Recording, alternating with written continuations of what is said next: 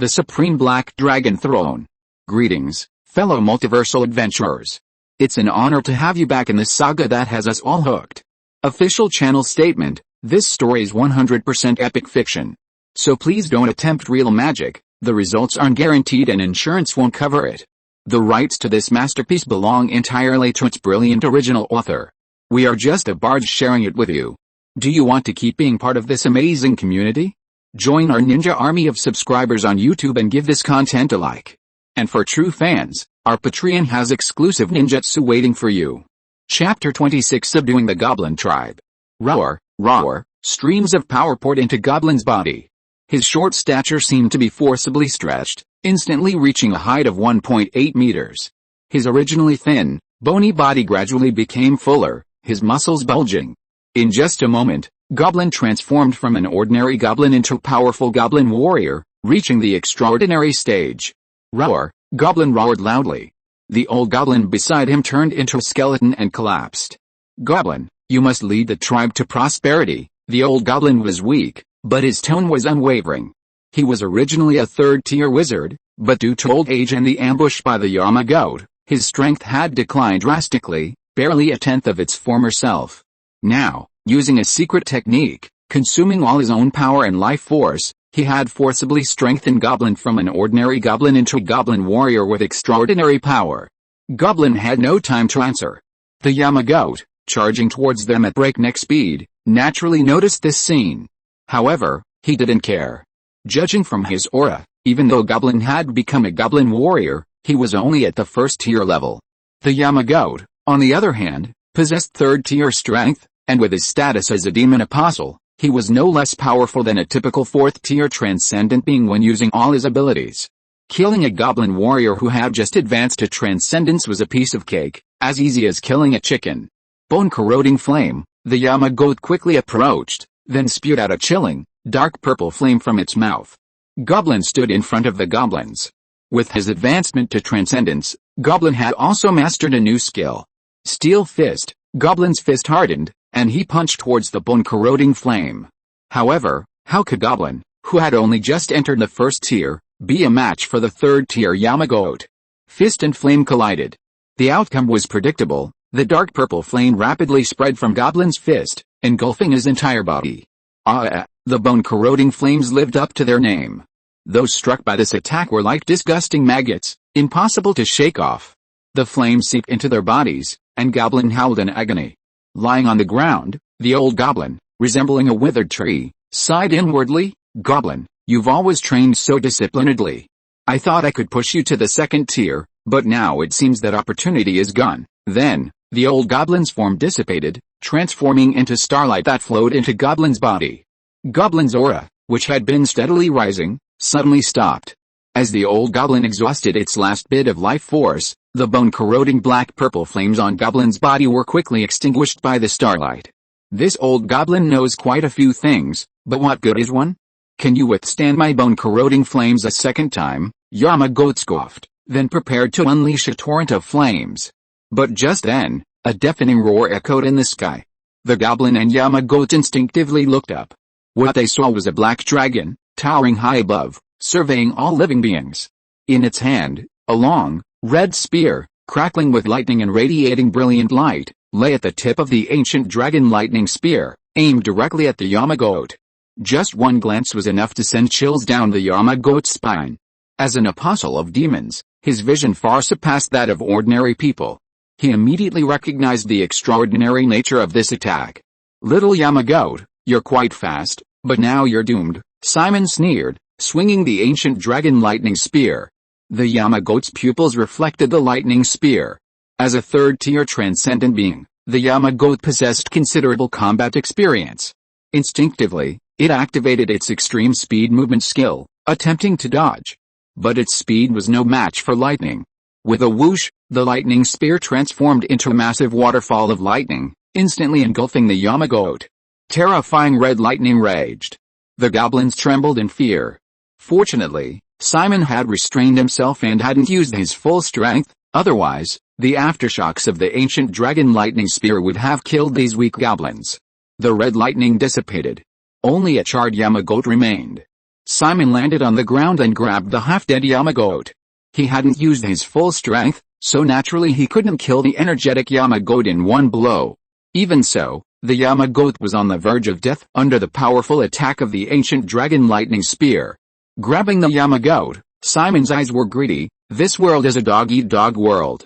If your master wants to revenge you, then I'll send him to meet you, in my stomach, of course. With that, Simon opened his blood-red maw. The Yamagoat tried to struggle, but it was futile. Smacking, smacking, the crisp chewing sounds rang out continuously. The extraordinary creature, the Yamagoat with third-tier strength, transformed into a pool of flesh and blood, continuously nourishing Simon, causing his size to increase. Consuming the Yama sheep, size increased by 1.3 meters. Simon shuddered, then let out a satisfied groan. Not bad, not bad.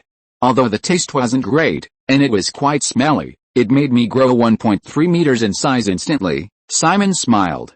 As expected, only consuming extraordinary creatures can make me stronger quickly. If there were enough extraordinary creatures to supply him every day, then surpassing the 10th rank and advancing to legendary status in 3 months wouldn't be difficult.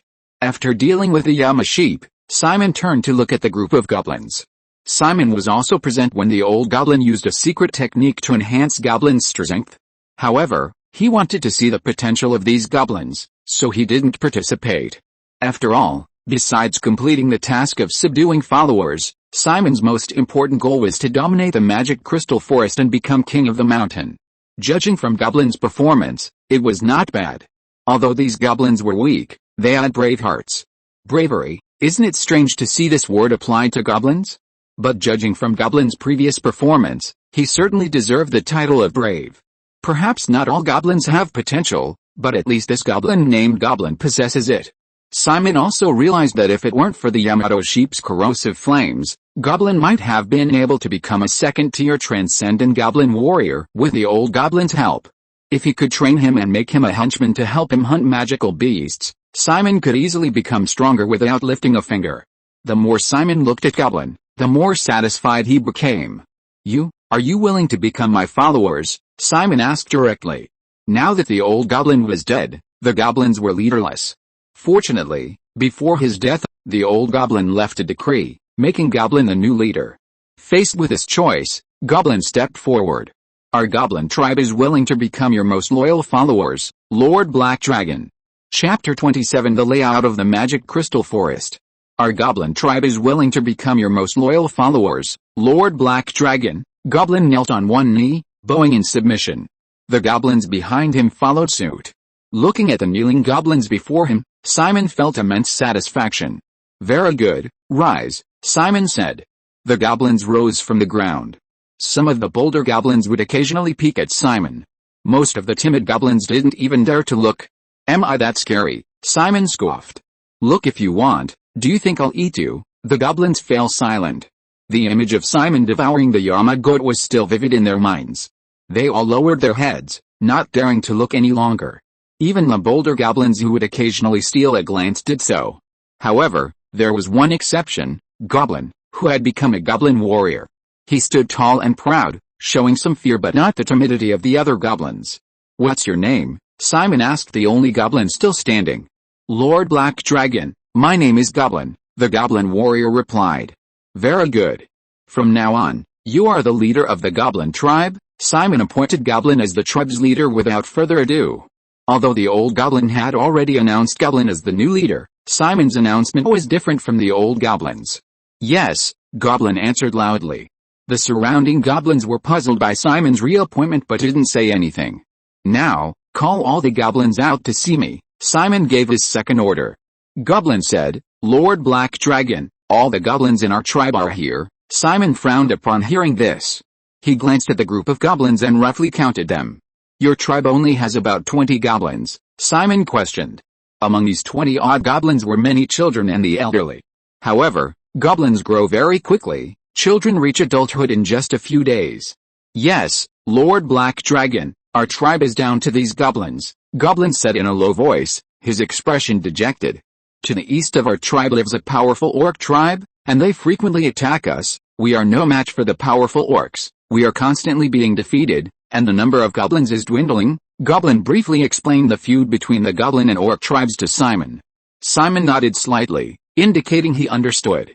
He didn't ask why the orc tribe attacked the goblin tribe. Just as Simon had said when he killed the Yama goat, the essence of this world is the survival of the fittest. The strong can arbitrarily humiliate the weak. Regardless of the orc tribe's reasons, whether it's a lack of food or simply a desire to kill the goblins, the weak are powerless to reason with overwhelming strength. They either perish in the struggle or flee like stray dogs. The weak have only two choices. How strong is the orc tribe? How many extraordinary beings do they have? Simon asked. Goblin swayed slightly as he spoke. Orcs are born with immense strength. They love to fight, so almost every adult male orc is an extraordinary being. Hearing this, Simon's eyes lit up. Every adult orc could become an extraordinary being. Even a first-tier extraordinary being would provide a greater boost than ordinary food. A fleeting look of greed crossed Simon's face. He quickly realized, it wasn't that male orcs became extraordinary upon reaching adulthood, but rather that these orcs loved to fight, and every adult male orc transformed into an extraordinary being through battle. So, the orc tribe is the most powerful force in the magic crystal forest then? No, Lord Black Dragon. At the northernmost edge of the forest, there lies the elf race. They possess magic, have long lifespans, and their strength should not be underestimated. However, they love peace and abhor war, and have always remained secluded, Goblin explained. Simon's interest was piqued. He was already thrilled to see goblins, but he hadn't expected elves to inhabit this forest. Legend had it that elves were all incredibly beautiful, both men and women. Born of nature, they possessed an innate affinity for trees and vegetation, allowing them to wield powerful magic. Thinking of the various elf-related videos he'd watched before his transmigration, Simon felt a surge of excitement. Anything else? Besides you goblins, orcs, and elves, what other intelligent creatures live in this forest? Simon suppressed his curiosity about the elves and asked again. Besides that, there are lizardmen tribes and pigmen tribes. Simon didn't have any particular feelings towards the lizardmen. But hearing the name pigmen reminded him of the pigmen from Famine. They were somewhat cute and very friendly creatures. He wondered if the pigmen in the magic crystal forest were the same. How strong are they?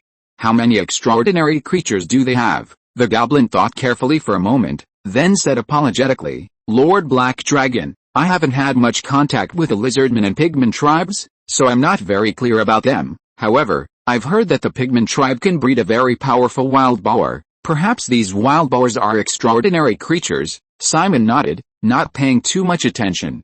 Alright, I have a general understanding now. You should settle these goblins first. Simon waved his hand and turned to leave. He planned to fly around the magic crystal forest to investigate the locations of other tribes, especially the elven territory. Mysterious elves, with their long lifespans and reclusive nature, who knows how many extraordinary creatures they possess. Simon's current 5th tier strength was quite good, but against those ancient monsters who had lived for hundreds or even thousands of years, it was clearly insufficient. After Simon left, the goblin didn't rush to settle the goblins. The old chieftain has passed away, and he has passed his power to me.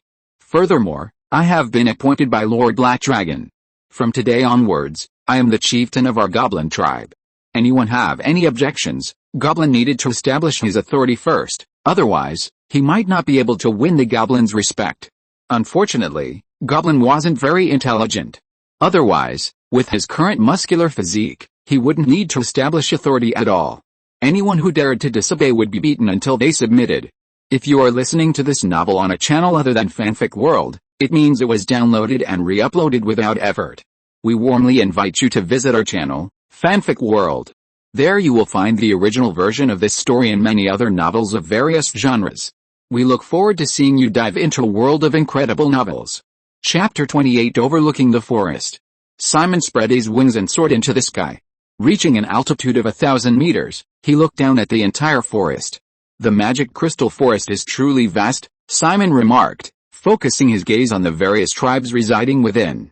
While ordinary forest creatures were difficult to spot due to the dense trees, the collective life of intelligent beings, forming sizable tribes, presented a different challenge. A tribe meant a population of at least several dozen, necessitating a clear, open location.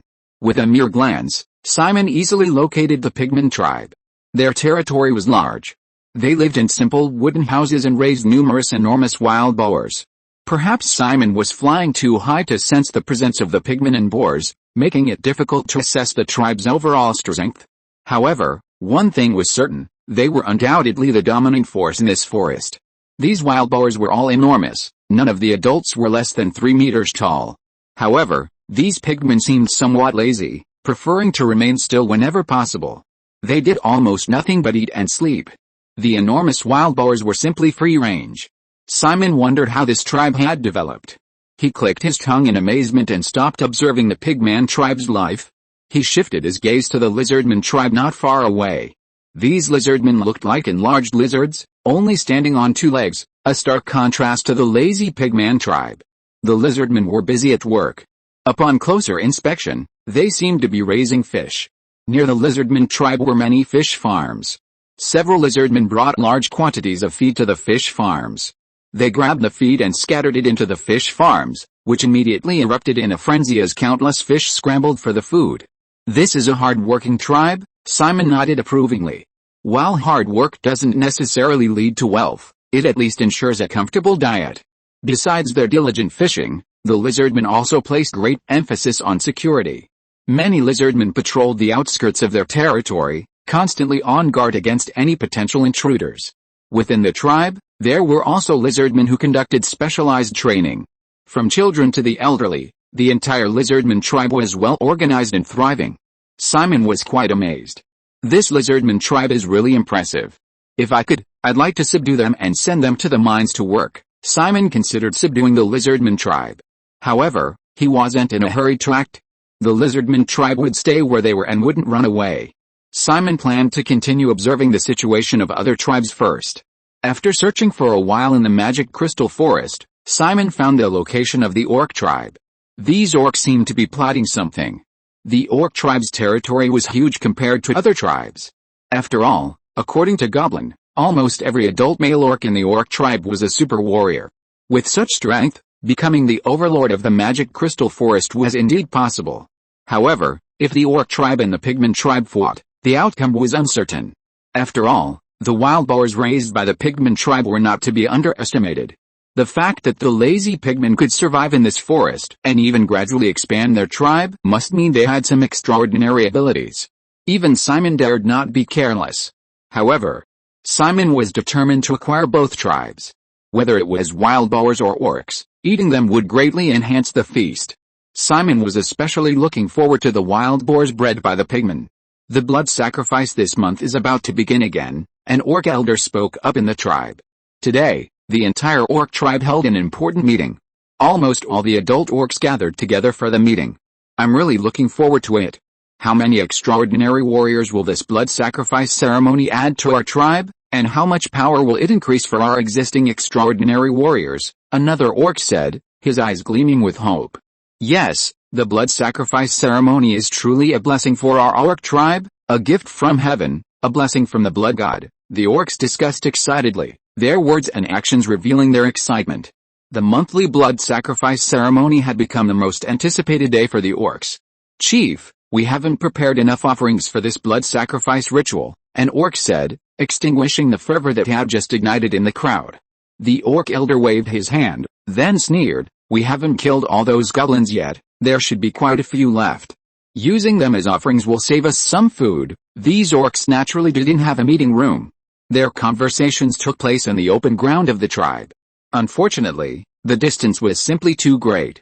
Even with his dragon-like hearing, Simon, thousands of meters in the air, couldn't possibly eavesdrop on the orcs' conversation from such a distance. He didn't care what the orcs were talking about. Seeing that the orcs were still in a meeting, Simon stopped watching the orc tribe. The intelligent creatures in the magic crystal forest include goblins, orcs, pigmen, lizardmen, and elves. Now only the elves remain undiscovered, but Simon frowned, looking down at the entire magic crystal forest from high above. With a dragon's eyesight, while not perfect, it could at least make out the layout of the forest. But why can't I find the elves? Simon looked again and again, but no matter how he observed, he couldn't spot them. There were only two possibilities. Either the elves, unlike other tribes, could establish themselves in open areas, but live directly in the forest. The dense trees obscured their view, preventing Simon from finding them. The second possibility was that their dwellings were magically concealed. Without entering the magical area, it was impossible to find their homes. Both possibilities were highly probable. However, Simon leaned more towards the second. Elves were said to live in symbiosis with the forest, but being social creatures, they would certainly have their own territories. They couldn't simply sleep in trees or on the ground. Simon tried repeatedly to find the elves, but to no avail. But unexpectedly, just as Simon was searching for the elves, the orc tribe made its move. After the orcs finished their meeting, they actually gathered more than 10 orc warriors, and their target was the goblin tribe. Chapter 29. We have the Black Dragon's protection. Kill those cowardly goblins hiding in the caves, slaughter all the goblins, slaughter all the goblins. The orc tribe quickly assembled and marched towards the goblin tribe. Tempted by the blood sacrifice ritual, these orcs had long been blinded by greed. They had lost their innocence, focusing only on collecting offerings and holding the blood sacrifice to enhance the tribe's overall strength. In reality, there was nothing inherently wrong with this. In a magical world with supernatural powers, the strong are respected. So they did just that. More than a dozen orc warriors with supernatural abilities gathered and charged towards the goblin tribe. Before these powerful warriors, the goblin tribe would become like clay chickens and earthenware dogs, utterly vulnerable. The orc army advanced swiftly. Their overwhelming momentum deterred even the surrounding birds and beasts from approaching. Soon, they reached the goblin tribe's territory. At this moment, the goblin tribe had only just recovered from the grief of their old goblin's death. Goblin, something terrible has happened. A goblin rushed over, flustered. What did you call me? Goblin glared at him, his imposing presence radiating authority. The difference in size and the confidence derived from his extraordinary strength gave Goblin absolute dominance over these ordinary goblins. Overwhelmed by his aura, the goblin trembled, answering haltingly, "Be leader?" Satisfied with a reply, Goblin nodded. "Speak, what is it?" The goblin then remembered the matter at hand, fear creeping onto his face, his body trembling slightly with dread. "Leader, something terrible has happened. The orcs are attacking," Goblin roared in fury. "Why didn't you say something so important sooner?" The goblin, scolded, looked aggrieved. "I was going to say it from the beginning. Goblins, those damned orcs are attacking. We need to get out of here quickly." Goblin waved his hand, immediately signaling the other goblins to begin their evacuation. Inside the goblin cave, the goblins were busy rebuilding their homes. The Yamato sheep had been summoned and wreaked havoc in the cave.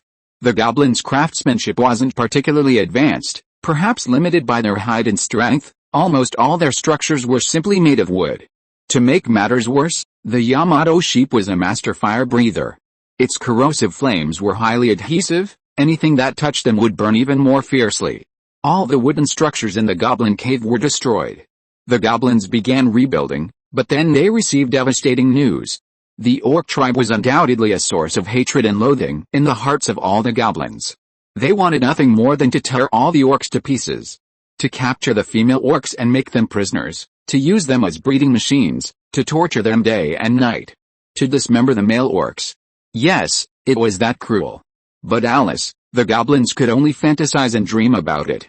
Just as they were about to clash with the orc tribe, the goblin tribe was no match for them. "What? The orc tribe is attacking? Chief, what should we do?" "Run. Let's run. The old chief is dead. We only have our new chief, a super warrior, who is no match for the powerful orcs," the goblins discussed amongst themselves. The noise was incessant, rising and falling, seemingly endless. "Calm down, Goblin," their leader, stepped forward. The old goblin had passed the leadership to him. So he had to lead the tribe to survival. His supernatural aura erupted. The previously chattering goblins fell silent. Goblin seemed to possess the qualities of a leader. "All goblins, listen to me." Goblin took a deep breath. "The orc tribe is attacking. We are no match for them. We can only escape through the other exits of the cave, just as a cunning rabbit has 3 burrows. The goblin cave also had many secret passages and exits. This allowed the weak goblins to appear and disappear unpredictably. "The chief is right, let's run." No wonder the old chief chose this goblin. The new chief is very clever too. We're no match for the orcs, so we just need to escape first, and come back after those damned orcs leave. The goblins all agreed. But at this moment, Goblin suddenly changed his tone. "But we can't escape." Upon hearing this, The goblins fell into deathly silence. Some hot-tempered goblins even pointed at Goblin's nose and cursed, "Goblin, I think you've lost your mind. This chief's position isn't suitable for you." Goblin raised his arm, his body trembled, and his extraordinary aura erupted, instantly silencing all the sounds. Seeing that no goblins spoke, Goblin continued, "Our goblin tribe, from today onwards, is different from before." The goblins were puzzled. With their intelligence, it was difficult for them to understand what was different about the tribe. Only Goblin, who had reached the extraordinary level, was slightly better off. This was also the main reason the old goblin passed the leadership to him. "We already have a great master. What are orc tribes compared to the mighty black dragon?" Upon hearing this, even the goblins, no matter how low their intelligence, understood. "Yes, we are now the black dragon's followers. Those orcs, no matter how powerful, could never be a match for the black dragon. Those orcs are doomed. The black dragon will make his move." The goblins realized their mistake. Goblin waved his hand, then picked up his weapon and led the goblins out with fierce momentum. After leaving the cave, they encountered the attacking orc tribe. The leading orc was quite surprised. "You weak goblins didn't even run away, and dared to fight back." One goblin immediately shouted, "Muscular, simple-minded orcs. Our goblin tribe already has the protection of the powerful black dragon. What are you orcs compared to us?" The other goblins echoed, "Orcs are nothing. The black dragon could kill these orcs with a single slap." The orcs looked at each other in disbelief. "These goblins must be out of their minds, even dumber than us orcs. We orcs aren't stupid, we just prefer to settle things with force. It's these goblins who are truly foolish, actually imagining a black dragon protecting them." "Ha ha ha ha," the orcs laughed. The goblins were confused and furious, stomping their feet in anger. "Time is of the essence. Don't play with these foolish goblins. Kill them quickly and bring them back to the tribe." A battle was about to break out. Just then, a huge black shadow appeared in the sky. Chapter 30, Teaching a Man to Fish, 4,000 words. The lead orc, wielding a large cleaver, made no attempt to conceal his extraordinary aura, revealing his third-tier strength, which intimidated the goblins into trembling. The orcs behind him were similarly terrified. They acted arrogantly and domineeringly, their auras undiminished. While not as powerful as their leader, they still possessed second or first-tier extraordinary strength. This force could easily be considered one of the top small units in the magic crystal forest.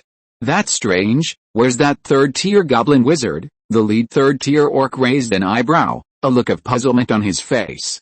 As a third-tier orc, he was a figure of some importance within the tribe. He wasn't required to carry out the mission of collecting offerings for the orc tribe during the raid on the goblin tribe. However, considering the presence of a third-tier wizard in the goblin tribe, he had been sent to exterminate the goblins. He hadn't expected the third-tier goblin wizard to be gone, replaced by a large goblin, or rather, a goblin warrior, with only first-tier strength. This goblin warrior's aura was relatively strong for a first-tier goblin, and he might soon break through to the second tier. However, the orcs didn't take the first-tier goblin seriously. Their bodies were all muscle, and their minds were practically devoid of thought. They didn't even consider where the third-tier goblin wizard had gone. "Stop talking nonsense, just kill these stupid goblins." These goblins actually imagined a black dragon to protect them. "Ha ha ha, this is hilarious," the orcs behind shouted. The leading orc nodded slightly. He waved his hand, leading his men to charge at the goblins. "Follow me and kill all these goblins." The goblins, seeing the aggressive orcs, were terrified. Many even dropped their weapons and fled back into their caves. Only a few braver goblins remained, confronting the orcs. A battle was about to erupt. Just then, a huge black shadow appeared in the sky. The orcs, who were preparing to launch a fierce attack and capture the goblins in one fell swoop, were instantly dumbfounded. The goblins, who had been looking worried, were now beaming with joy. "Lord Black Dragon! Lord Black Dragon has returned!" Looking up, all the attacking orcs were stunned. Why is there a black dragon here?" Orcs weren't exactly bright, but they weren't stupid. They immediately realized that what the goblins had said was true. A black dragon was actually protecting these weak goblins. Was this black dragon out of its mind? How could it be even more foolish than them? What benefits would it gain from protecting these goblins? The orcs understood that killing all the goblins was now impossible. They turned to flee. Simon didn't stop them. Landing and watching the orcs flee in disarray, he couldn't help but lick his lips. The leading orc is at the 3rd tier, and the rest of the orcs possess 1st and 2nd tier extraordinary power. Although I don't know why the orc tribe alone has so many extraordinary beings in the magic crystal forest, the faster you grow and the more orcs reach the extraordinary level, the happier I am. Through his previous observations of the entire magic crystal forest, Simon had already noticed the orc tribe's anomaly. Initially, Simon thought it was just that the goblin tribe was too weak, hence the small number of goblins reaching the extraordinary level. However, after observing the other tribes in the magic crystal forest, Simon realized something was wrong. The lizardmen and pigmen tribes also didn't have many extraordinary beings. The pigmen tribe was an exception. There weren't many extraordinary pigmen, but there were quite a few extraordinary wild boars. These two tribes didn't have almost all adult male orcs reaching the extraordinary level like the orc tribe. This was far beyond what simple fighting and training could achieve.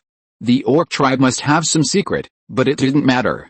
As a dragon that had reached the 5th tier in just a few days after birth, Simon possessed his own arrogance. He didn't care what secrets the orc tribe held. The stronger these orcs became, the better. That way, they'd be the most cost-effective to eat. Simon greedily licked his lips. Thank you, Lord Black Dragon, you have once again saved the goblin tribe. A goblin's voice interrupted Simon's thoughts. Looking down, he saw a goblin kneeling sincerely on the ground. Behind him, several other goblins were doing the same. With the crisis over, the goblins who had previously fled emerged from the cave. These goblins are truly useless. A flicker of disgust flashed in Simon's eyes. However, he didn't show it. As a qualified leader, emotional restraint and control of joy, anger, sorrow, and happiness were fundamental requirements. 1 second, your boss might be laughing and joking with you. The next second, he might have HR fire you. If it weren't for the need to complete the task of recruiting loyal followers, Simon would have already slapped these cowardly, deserter goblins to death. These goblins aren't bad, though. At least they're brave enough to face the enemy. They're worth training. Simon looked thoughtfully at the goblins kneeling before him. From today onward, you are the combat members of the goblin tribe. You don't need to be responsible for hunting or doing any logistical work. Your job is to train constantly and improve your strength. The Goblin Defense Force is officially established. Goblin will lead your training, striving to reach the transcendent level as soon as possible and become glorious goblin warriors. Simon issued a new order. Lord Black Dragon, what does logistics mean? Goblin asked cautiously. Simon was speechless. It's chores like processing food and building houses, but Lord Black Dragon, if we don't handle logistics, won't the other goblins complain? Goblin added. Simon was speechless again, his face full of black lines. With me here, who dares to complain? A tyrant may not inspire trust, but he certainly inspires fear. As expected of Lord Black Dragon, Goblin praised sincerely. His wisdom was lacking, and the old goblin had only reluctantly passed the leadership to him. However, Goblin had done one crucial thing, submit to Simon. With Simon's wisdom and strength, leading the goblin tribe to development was incredibly easy. Alright, you don't need to live in the cave anymore. From now on, build your dwellings outside. With me here, no enemy will dare attack the goblin tribe. To gain loyal followers, one must offer them tangible benefits. Simon was penniless and couldn't provide the goblins with money, but he could give them a strong sense of security. Now, the goblins might have decided to follow Simon completely. Simon had saved the goblin tribe twice. This made the goblins realize that following Simon would bring them security. No enemy, even the powerful orcs, would dare harm them. The goblins' loyalty increased significantly, but it was still far from being unwavering. So, Simon's next step was to solve the goblins' food shortage problem. He already had a plan. Now, let's get to work, Simon commanded. You goblins, begin training. Those in charge of logistics, gather food and wood, and build shelters outside the cave. With that, Simon turned and flew away. The goblins left on the ground were stunned for a moment. Under their leader's orders, they officially began their work. One by one, the goblins busied themselves. Simon flew high into the sky, observing the goblins work for a while. The pace was slow because of the severe population shortage, and because Simon had also designated some goblins as a defense force, exempting them from construction work. Therefore, the tribe's construction progressed very slowly. Fortunately, everything was proceeding in an orderly manner. After watching for a while, Simon turned and left. Simon already had a plan to address the goblin tribe's food problem. As the saying goes, give a man a fish and you feed him for a day, teach a man to fish and you feed him for a lifetime. Simon's plan was to teach these goblins herding, farming, or fishing. The elven tribe might be capable of planting, but Simon couldn't find their stronghold. The pigman tribe was skilled at herding, but these pigmen were extremely lazy. Even if they were subdued by force, they would likely be disobedient and prone to cheating. Furthermore, the wild boars were all stronger than the goblins. Expecting weak goblins to raise stronger boars was wishful thinking. Therefore, the only option was the fishing industry controlled by the lizardman tribe. Boom! A colossal creature suddenly descended upon the once peaceful lizardman tribe. A dragon. It's a dragon. Why has a black dragon suddenly appeared in the tribe? The lizardmen screamed and scattered in panic. Simon didn't move. In less than a minute, news of a black dragon's sudden appearance in the lizardman tribe spread. All the lizardmen received the news, and the tribe's warriors immediately surrounded Simon, weapons in hand. Many lizardmen trembled with fear. Unlike the goblins, they didn't flee in panic. Instead, they gritted their teeth and glared fiercely at Simon. Unlike the goblins, these lizardmen seemed to value family ties highly. Damn dragon, get out of our tribe. Don't hurt my family, a lizardman roared. Simon glanced at him. Just one look was enough to make the lizardman tremble. Simon's lips curled into a smile, and his dragon might erupted. The hearts of all the lizardmen present seemed to skip a beat. Fifth rank, this black dragon doesn't look like it's an adult, but it already possesses the strength of a 5th rank dragon. It's over. Is our tribe going to be wiped out today? Fear gripped the lizardman. Who is your leader? Tell him to come out and see me. Simon looked down at them, not taking them seriously. Unlike the orc tribe, or rather, the lizardman tribe was a normal tribe. Most of them were ordinary warriors. The number of extraordinary lizardmen was not large. And their strength was mediocre, only at the 1st or 2nd rank. Dragon, get out of our tribe, we are not afraid of you, the lizardmen roared, as if this would give them enough courage to fight the dragon. But Simon noticed that their legs were trembling. They were clearly terrified. Yet they still stubbornly challenged Simon. It was quite amusing. All right, put your weapons away, an old voice came from behind. Looking over, he saw an elderly lizardman. Many of his scales had fallen off, his body was hunched, and he slowly walked over, holding a wooden staff. Chief, why are you here? Go back quickly. Yes, Chief, you are not well. Go back quickly. Don't be frightened by this dragon. And how can you tell us to put our weapons away? What if the dragon suddenly gets angry? The old lizardman shook his head, pushed aside the lizardman, and walked to Simon, bowing respectfully. Lord Black Dragon, is there anything I can do for you that has brought you to our tribe? Simon's lips curled into a smile. You're quite clever, aren't you? The old lizardman replied. Lord Black Dragon, you flatter us. We are merely weak and lowly lizardmen, hardly worthy of your personal destruction. Then, the old lizardman turned to the young lizardman warriors and said, everyone, put away your weapons. Lord Black Dragon means no harm, and besides, these weapons are utterly useless against him. The lizardmen fell silent, eventually putting away their weapons. Simon made no move to attack. After all, from the moment he appeared in the tribe, he hadn't moved an inch, remaining in the same spot. It seemed Simon truly meant no harm. Of course, necessary vigilance was still required.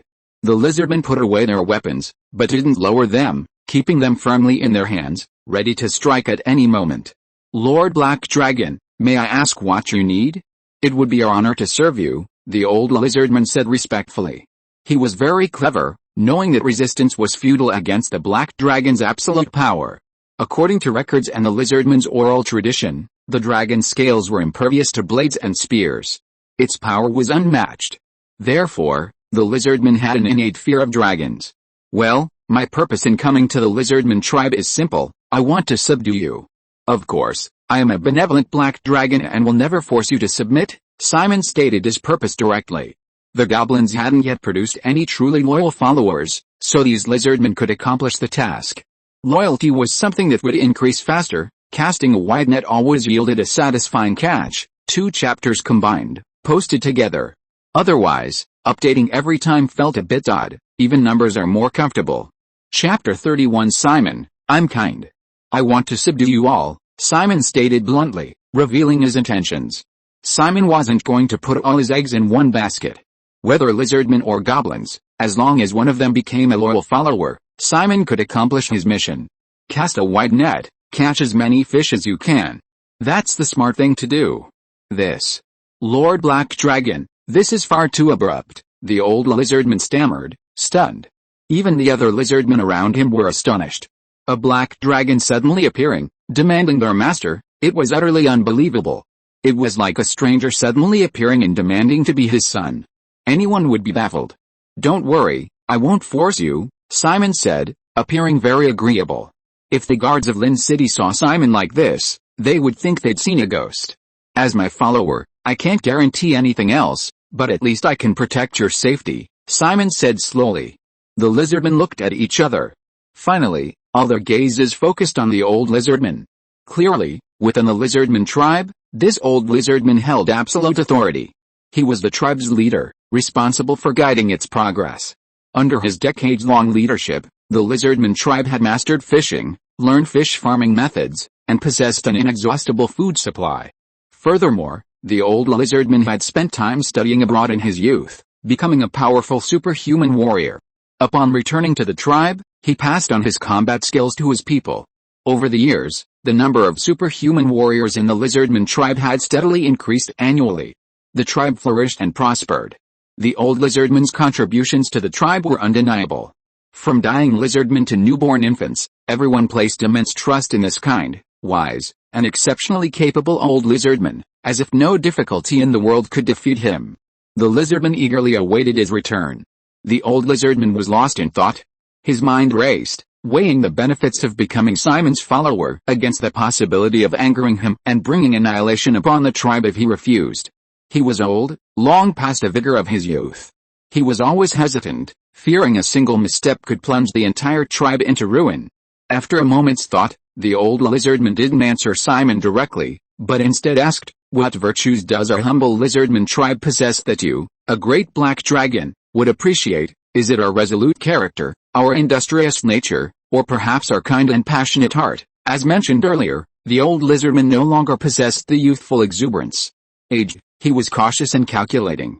Therefore, he neither accepted nor refused Simon's invitation.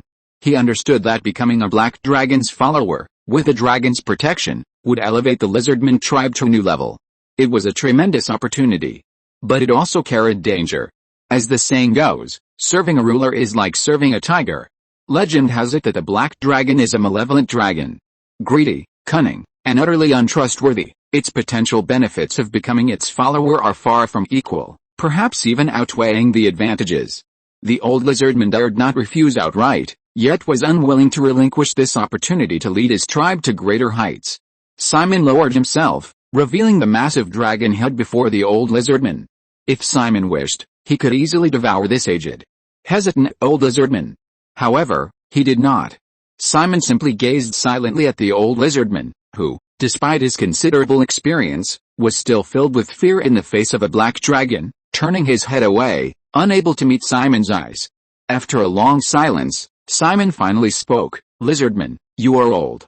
Hesitation will only lead to missed opportunities." Hearing this, the old lizardman felt a sense of relief.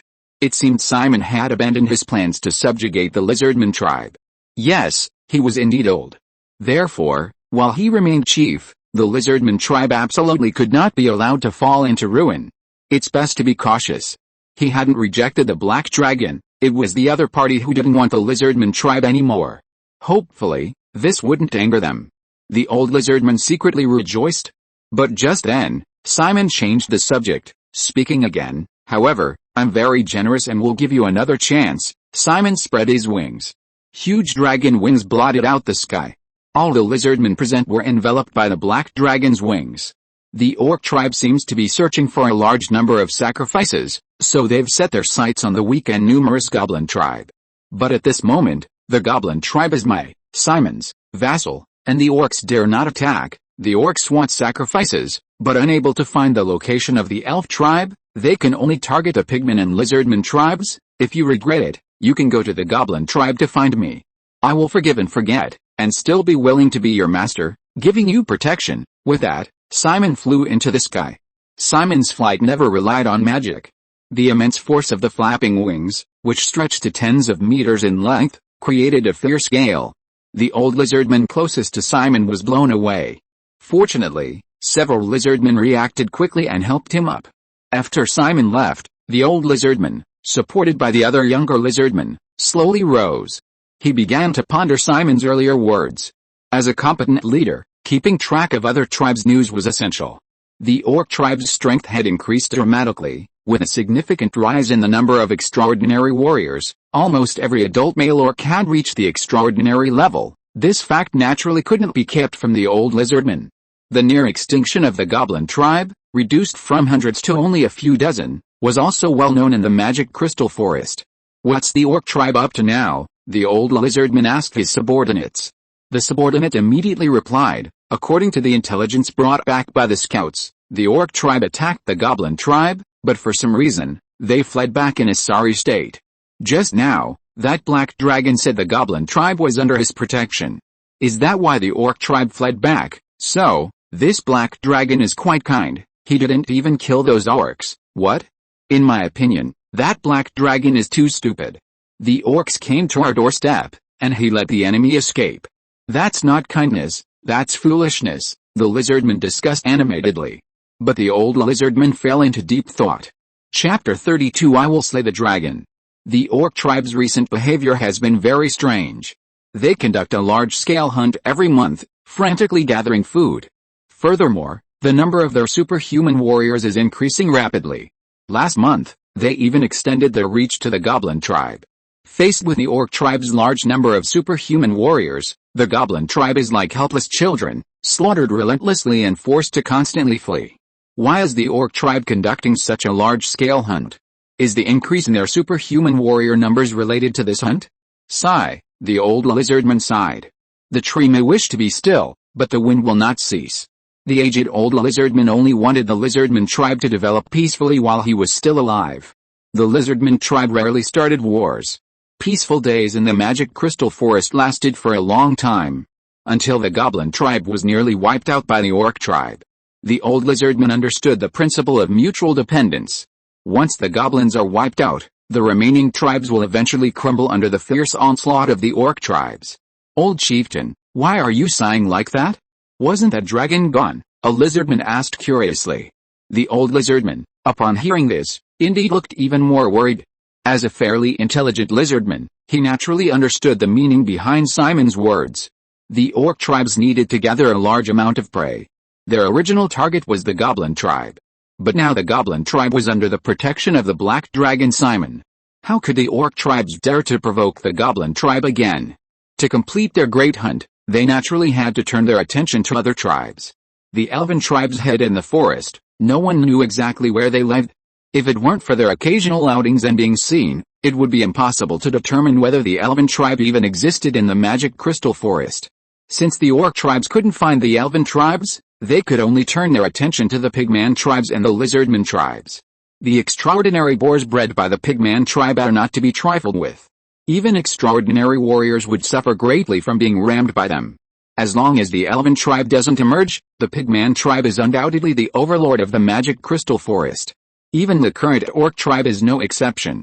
If those pigmen weren't so lazy, they would have already unified the magic crystal forest. Since they can't defeat the pigman tribe, the orc tribe naturally has no choice but to attack the lizardman tribe. "Bray, if the orc tribe attacks, can we repel them?" the old lizardman asked a strong and robust lizardman. Bray is the strongest warrior in the lizardman tribe, already possessing the strength of the peak of the 3rd tier. He's exceptionally talented and diligent. Given more time, he might even break through to the 4th tier. Bray stepped forward and confidently answered the old lizardman, "Chief, those orcs are no match for me." Meanwhile, the orc troops escaped from Simon's hands and returned to their tribe. They told their chief everything that had happened in the goblin tribe. Unlike other tribes, the chieftain of the orc tribe is determined by force. The orc chieftain is incredibly tall, over 2 meters in height. Just standing there, motionless, he resembles a small mountain. "What? You said a black dragon is protecting the goblin tribe?" The chieftain was shocked. Despite possessing the strength of a high-level 3rd-tier cultivator, enough to lord it over the orc tribe. The thought of a black dragon, a creature from mythology, filled him with awe. How strong is that black dragon? 9th tier? 10th tier? Or has it reached the terrifying legendary level? The classification of extraordinary strength is based on numbers. The higher the tier, the stronger the power. 10th tier is the limit for ordinary extraordinary beings. Breaking through 10th tier allows one to become a legendary powerhouse, renowned by word of mouth, a regional overlord. It's said that dragons, once they reach adulthood, at least possess 8th or 9th tier strength. As they age, dragons gradually master powerful magic, eventually reaching the legendary level. This is a creature favored by the heavens. It doesn't need much training, and once it reaches adulthood, it possesses strength that most people in the world can only dream of. However, fortunately, this creature has a low reproductive rate, and it takes a considerable amount of time to reach adulthood. No, that black dragon doesn't seem to be an adult yet. It's only at the 5th rank, one of the orcs replied. The orc chieftain paused, then laughed. Ha ha ha, great. Only 5th rank? So it's only at the 5th rank. A bold idea surfaced in the orc chieftain's mind. The other orcs were puzzled. Chieftain, what are you laughing at? The orc chieftain answered, word by word. I want to slay a dragon. All the orcs were speechless, feeling that their chieftain had gone mad. That was a legendary dragon. Their chieftain actually wanted to slay a dragon. This was simply fanciful. What? You don't believe me? The orcs didn't speak, but their expressions already said the answer. The orc chieftain, arrogant and unrestrained, declared, since that black dragon is only at the 5th rank, while I already possess the strength of the advanced 3rd rank, if I were to monopolize this blood sacrifice ritual, I'm confident I could break through to the intermediate 4th rank. Then, when the next blood sacrifice begins, and I monopolize it again, I'm certain I'd possess the strength of the 5th rank. And then, with the combined efforts of our tribe's battle-hardened warriors, why can't our orc tribe slay a dragon? Why can't we slay a dragon? The orcs were awe-stunned. It seemed, what the chieftain said wasn't impossible. Although they were dissatisfied with the chieftain's solo blood sacrifice, if the orc tribe could accomplish the feat of slaying the dragon under his leadership, it would be the glory of the entire tribe. Suddenly, all the orcs were in an uproar. Slay the dragon, slay the dragon, slay the dragon. They waved their arms, shouting the word slay the dragon. After a long while, their initial fervor cooled. The orc chieftain gestured with his hand. The orcs immediately fell silent. The most urgent task now is to gather enough offerings for this month's blood sacrifice ritual, since the goblin tribe now has the protection of a 5th tier black dragon, and we can't confront it for the time being. Let's attack the lizardman tribe first. The 3rd tier orc who had previously led the attack on the goblin tribe said, Chief, but the lizardman tribe's bray is very strong, already at the peak of the 3rd tier. We're no match for him. The orc chieftain sneered. This time I will personally take action. I'll hold Bray off. You just need to kill the other lizardmen and bring them back. I don't believe Bray can easily defeat me. Chapter 33 Go quickly and invite Lord Black Dragon. Old Chief, something terrible has happened. A young lizardman rushed to his chief in a panic. What's the matter? That's so urgent, the old lizardman asked, raising an eyebrow. The lizardman reporting the attack looked anxious and agitated. Chief, something terrible has happened. The orcs are attacking, and that Geiger is leading them personally. The old lizardman had already anticipated the orc attack from Simon's words, but he hadn't expected them to arrive so quickly, and with their chief, Geiger, personally leading the attack. I understand. The old lizardman quickly rose and left the hut. Have the female lizardmen and children hide. All the warriors must guard the gates to the death. We absolutely cannot let those orcs into the tribe. Having learned of the potential orc attack beforehand, the old lizardman had prepared in advance, building a high wooden wall around the village. With the help of the superhuman warriors, the wall was built easily and quickly. Under the orders of their old lizardman chieftain, the lizardmen in the tribe sprang into action. Warriors grabbed their weapons and donned armor. The weaker female lizardmen, along with the defenseless children and elderly lizardmen, began to retreat into the tribe. Time ticked by. Dozens of strong orcs appeared outside the lizardman tribe, their faces contorted with rage. These lizardmen have built a wall so quickly, just a small wall. Against our battle-hardened orc warriors, this wooden wall is meaningless. We can easily destroy it with a little effort. Hell, these stubborn lizardmen, It's interesting to see what they'll do to survive, the orcs chattered amongst themselves. Beneath the lizardman tribe's walls, the lizardman warriors stood with tense, solemn expressions. One of the lizardmen stood at the forefront, shouting at the approaching orcs, "Goer, you're just a mere third-tier cultivator, yet you dare attack our lizardman tribe. Today, you'll stay here." The strongest of them all, Goer, like an iron tower, coldly replied, "Bray, are you not even third tier? I came here today with the determination to annihilate your lizardman tribe." The orcs were in a hurry, so they didn't waste any words. Goer waved his hand, immediately leading the charge. "Kill all these lizardmen, kill, kill," the orcs roared, weapons in hand, charging towards the lizardmen. The lizardman tribe wasn't to be outdone. Bray, the strongest in the tribe, quickly ordered, "Archers, fire." The lizardman in the rear, bows in hand, unleashed a volley of arrows. These arrows weren't very well made, they didn't even have proper arrowheads. But given the limited resources, this was all the lizardman could do. Swish swish swish. Arrows rained down, piercing the orcs' bodies. But these orcs were no ordinary orcs. Baptized by the blood sacrifice ritual, they had all entered a transcendent state, their physical strength far surpassing that of ordinary orcs. Even with several arrows in their bodies, they were unaffected and continued their advance. Fortunately, these orcs relied entirely on their fists. Few were willing to use their ingenuity to craft various weapons, especially bows and arrows, which were practically non-existent in the orc tribe. Before the orcs reached the lizardmen, they would have to endure at least another volley of arrows. "Keep going. Shoot," Bray ordered again. The archers fired relentlessly. Swish, swish, swish. Arrows rained down. This time, death finally occurred within the orc tribe. Some weaker orcs couldn't withstand the barrage of arrows and fell to the ground. But the orcs had successfully held out to the lizardman warriors.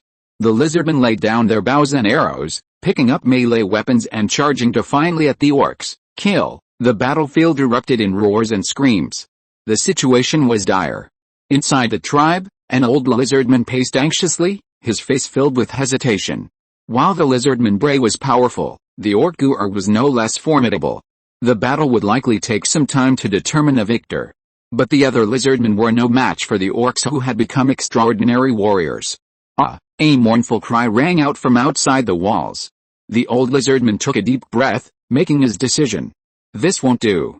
Even if we repel the orc tribe this time, they'll definitely come back. The orcs are getting stronger with each battle, and we lizardmen will surely lose if we hold out. Right now, there's only one way to save the lizardman tribe." The old lizardman called over a child. "Emma, you're the fastest lizardman of your generation. Only you can save our lizardman tribe now." Entrusted with this important task, Emma immediately became nervous, but at the same time felt very honored. "Old chief, how can I save the tribe?" The old lizardman replied. "Run to the goblin tribe in the west of the forest now and tell the black dragon there that our lizardman tribe is willing to submit, only asking him to come and defeat the orcs. I guarantee I'll complete the mission." Emma nodded in reply. He quietly left the tribe through the back door and then ran as fast as he could towards the goblin tribe. Emma knew the situation was extremely urgent. Every second he was slow might mean the death of a lizardman.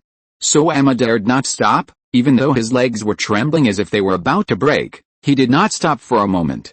And so, Emma ran at breakneck speed and soon arrived at the goblin tribe. However, thanks to Simon's arrangements, everything in the goblin tribe was perfectly organized. As Emma approached, two goblins immediately jumped out to block his way. "This is a goblin tribe. What are you doing here, lizardman? If you have nothing to do, leave quickly. We goblin tribe don't welcome lizardmen for the time being." Emma felt his throat burning and couldn't speak. But even so, he still managed to say hoarsely, "I want to see Lord Black Dragon. Our lizardman tribe is willing to submit, only asking him to save our tribe." The two goblins hesitated for a moment. "Since he's looking for Lord Black Dragon, let him pass." "Okay." The goblins exchanged glances, then made up their minds. "Come with me, I'll take you to see Lord Black Dragon, but you mustn't say anything reckless, kid. If Lord Black Dragon slaps you to death, I won't be able to save you," one goblin kindly warned. Although Simon hadn't killed any of the goblins, they still couldn't help but feel a sense of fear towards him. Thank you," Emma quickly said. Chapter 34 The Lizardmen Submit. Led by two goblins, Emma entered the goblin tribe. Unlike before, The goblins no longer lived in caves. They had built new dwellings outside. These goblins were few in number and had few requirements. Their dwellings were very simple, just a few pieces of wood and a layer of soft grass on the ground. The goblins walked slowly. In an open area, Emma saw a very large goblin. Although Emma wasn't a superhuman warrior and couldn't sense its aura, there was no doubt that the giant goblin was a superhuman warrior. Before this, Emma only knew that there was a wizard in the goblin tribe, but she had never heard of goblins giving birth to superhuman warriors. That goblin warrior was leading 7 or 8 goblins in training. The other goblins were busy building the tribe, some processing food, others patrolling. Besides all this, what attracted the most attention was a gigantic black dragon lying beside the goblin tribe. Black, Lord Black Dragon, this lizardman says he wants to see you. The goblin who brought Emma was trembling almost uncontrollably as he spoke to Simon. Simon, who had been resting, opened his eyes abruptly upon hearing this. His vertical dragon pupils reflected the figures of the goblin and the lizardman. Is that so? What do you want with me? Simon asked. He had already guessed why Emma wanted to see him, but he deliberately said it this way, not for any other reason than to dampen the lizardman's arrogance and make their pride worthless. Emma hadn't forgotten what the old chieftain had told her. Only she could save the lizardman tribe and those kind and gentle elders. Scenes from the past flashed through her mind. No matter who it was, she didn't want them to die. With a thud, Emma knelt down. Lord Black Dragon, our lizardman tribe is willing to submit to you, only asking that you save our tribe and repel those orcs. Simon's lips curled into a smile. That old fellow may be quite old and indecisive, but he's actually quite clever when it comes to crucial moments. The orc tribe needed to collect a large number of sacrifices for their blood sacrifice ritual. Since they dared not go to the goblin tribe, couldn't find the elf tribe, and couldn't defeat the pigman tribe, their only remaining target was the lizardman tribe.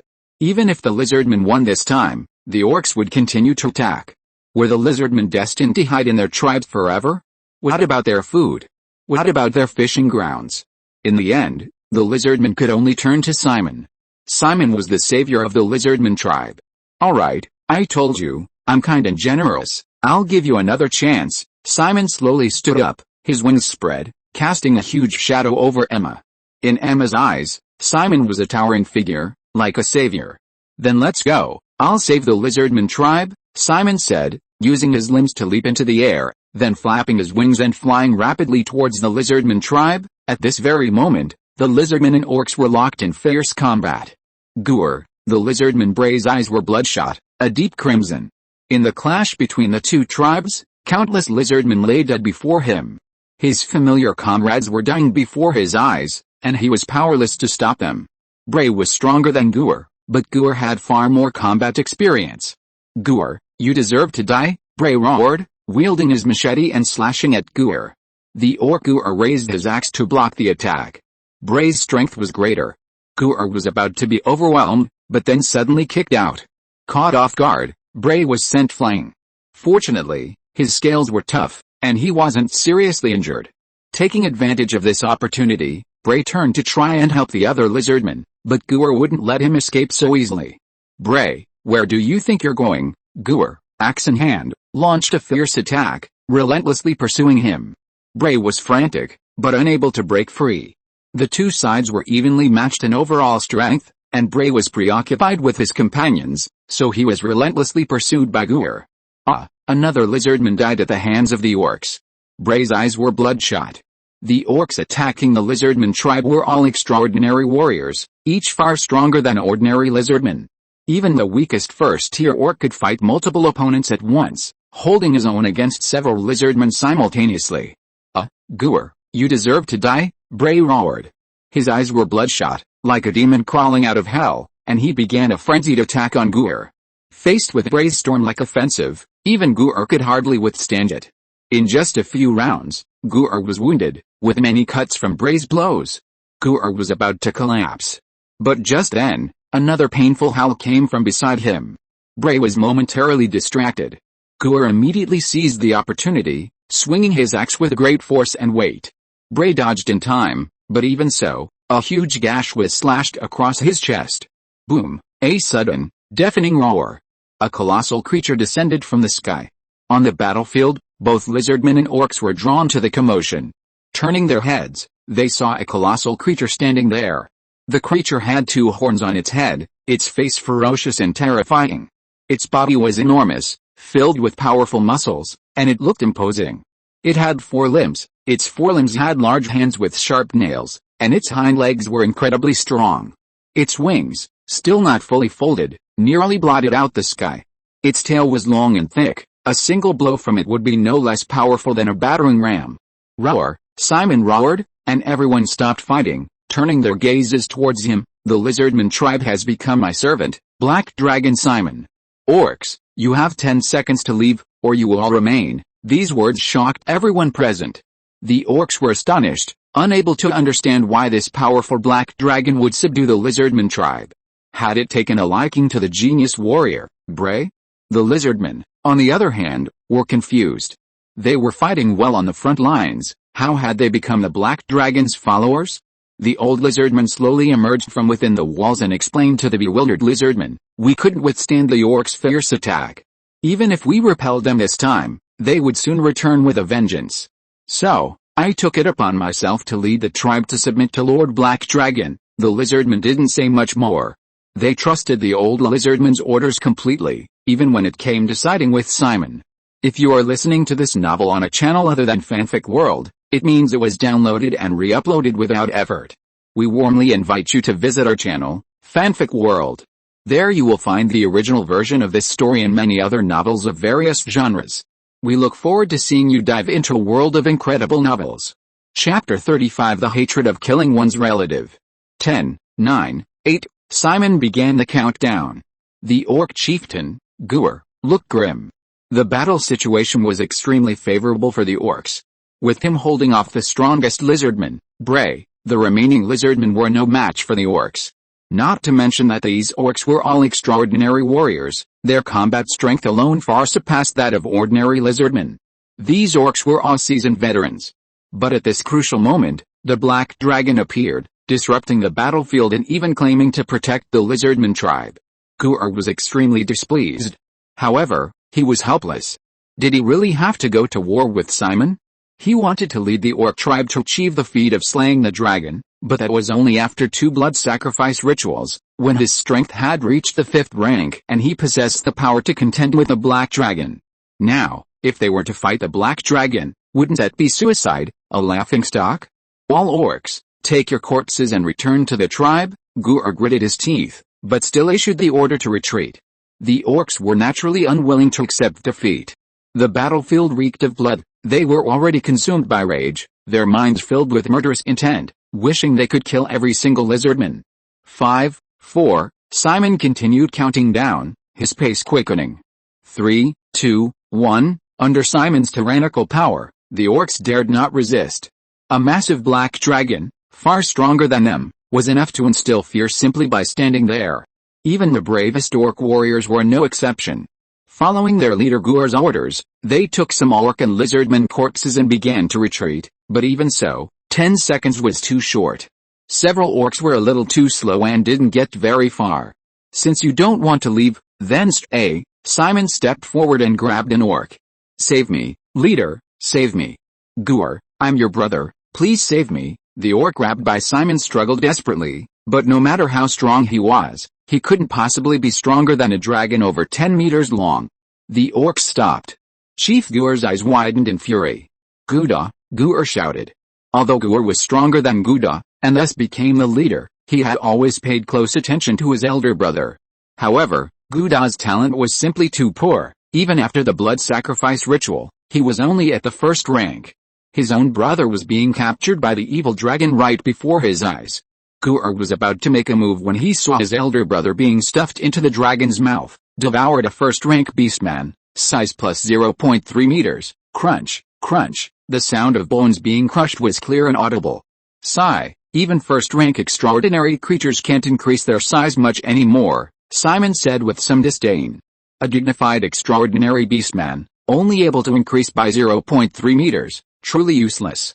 Guar witnessed his family's tragic death, and the dragon still looked disgusted, making him tremble with rage.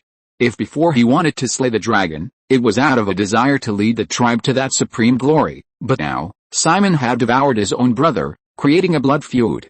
I will slay this dragon, but now is not the time to wage war against the evil dragon.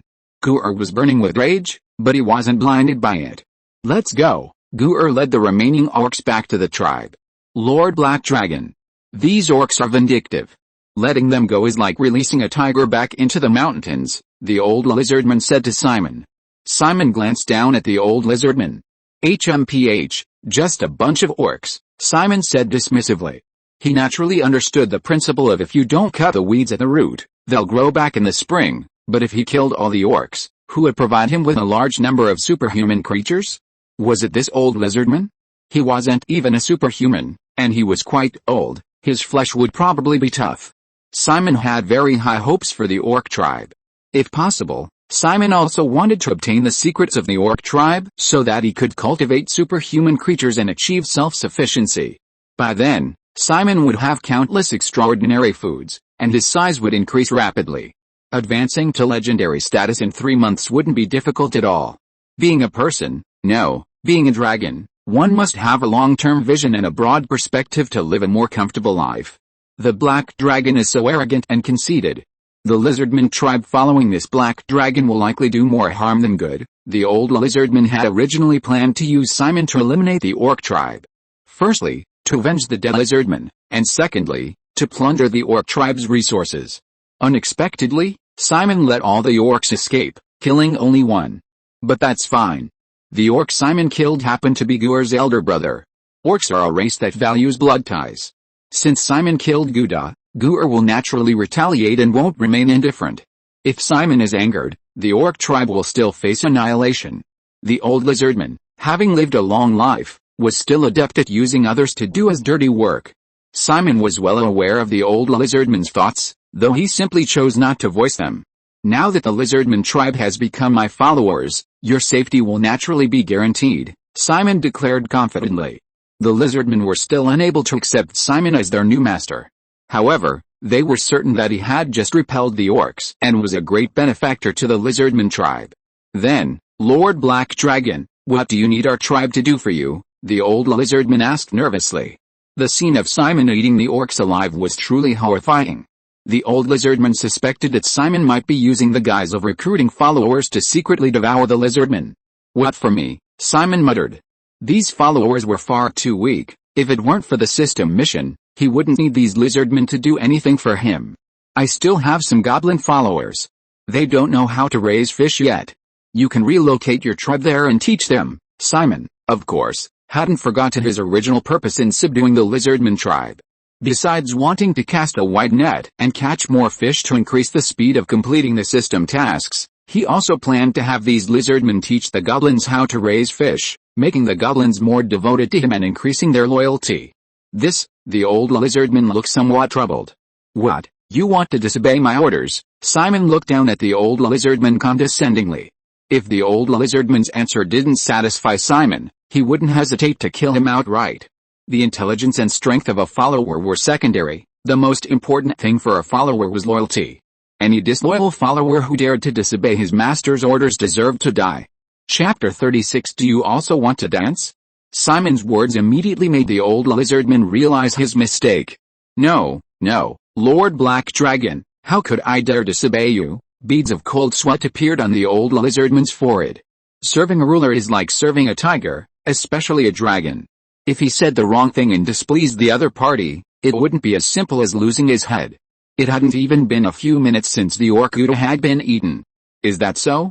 If you can't give me a proper explanation, today I'll taste what a lizardman is like. Simon narrowed his eyes, staring intently at the old lizardman. Hey! Although you saved our tribe, don't go too far, an angry voice rang out. Simon turned his head to look. The speaker was a lizardman with a huge scar on his chest. Judging from his aura, this lizardman was probably the strongest warrior in the tribe. Black Dragon, the old chieftain made us your followers, and we have no objection. But if you harm the old chieftain, I will stop you, even if it means my death. Bray's tone was resolute, his expression tense, as if he were about to attack Simon at any moment. His words resonated with the other lizardmen. Yes, if you harm the old chieftain, we will absolutely not let you go. Black Dragon, you are not allowed to harm the old chieftain. Unexpectedly, the old lizardman's prestige in the tribe was so high. From the elderly to the children, everyone supported the old lizardman. Simon's gaze was cold, his vertical dragon eyes faintly filled with anger, and his whole body exuded a dangerous aura. Do you also want to dance? Unconsciously, the dragon's majesty enveloped the lizardman. But this had no effect on the lizardman. Dragon's might can instill fear in creatures with weak willpower. Since it had no effect on these lizardmen, it meant that the lizardmen valued the old chieftain to a degree that was even more precious than life itself. It was truly astonishing. He was utterly shocked. If Simon wanted to firmly control the lizardman tribe, the old chieftain was undoubtedly an insurmountable hurdle. But these lizardmen weren't that important to Simon. At worst, he could delay the task of recruiting followers. Focusing on developing the goblin tribe would also yield loyal followers. Simon's eyes narrowed, his chest blazing with anger. Just as he was about to directly destroy the lizardman tribe and make these arrogant and ungrateful lizardmen pay the price, the old lizardman made an unexpected move. With a thud, the old lizardman knelt down. You bastards!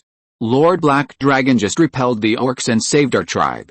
Kneel down and apologize. Under the old lizardman's rebuke, the lizardman behind him did as he was told without hesitation. A chorus of thuds followed. A whole group of lizardmen knelt before Simon. Lord Black Dragon, please don't bother with these fools. We certainly have no problem with relocating the tribe. This scene greatly reduced Simon's anger. HMPH, this is the first and last time. If anyone dares to speak to me like this again, then the lizardman tribe has no reason to exist. Simon snorted coldly, his tone displeased. But the old lizardman breathed a sigh of relief. Since Simon had said this, it meant he really wouldn't hold the lizardman's defiance against him this time. I'll give you 3 days to complete the relocation. Simon finished speaking and flew away. After Simon left, Bray said apologetically to the old lizardman, I'm sorry, Chief. It's all my fault for causing you trouble. The old lizardman waved his hand, not minding such a small matter, but still reminded him, Bray, and everyone else, remember this, never provoke an enemy you cannot defeat without absolute strength. We remember, the lizardman responded loudly. Sigh, let's begin preparations for the relocation. The old lizardman sighed and gave the order. The young lizardmen were immediately troubled. Old Chief, what will happen to our fishing grounds if we relocate? The lizardman tribe had 3 fishing grounds. These grounds were the result of much effort and hard work, and relocating them wouldn't be easy. Let me think. Since we have the Black Dragon's protection, we don't need to worry about the orc tribe returning. After all, apart from the mysterious elf tribe, no other tribe in this forest would want to provoke the Black Dragon. Leave some warriors to guard the grounds, and send another group to protect them. The rest will come with me to the goblin tribe, the old lizardman said slowly after a moment's thought. But old Chief, shouldn't we pack our belongings before we move? A young lizardman asked, puzzled. That's a normal move. We're relocating the entire tribe. The 2 most important things are our housing and our fishing grounds, the old lizardman explained. Since Lord Black Dragon wants to take us as his followers, he must have his eye on something about our tribe. The most likely reason is that we own 3 fishing grounds, which allow us to be self-sufficient and not worry about food. So, our first priority is to secure the fishing grounds and move them over, and then we can move the rest of our things slowly. The young lizardman suddenly understood. I see. But won't you be in danger going there? That's a black dragon. There won't be any danger.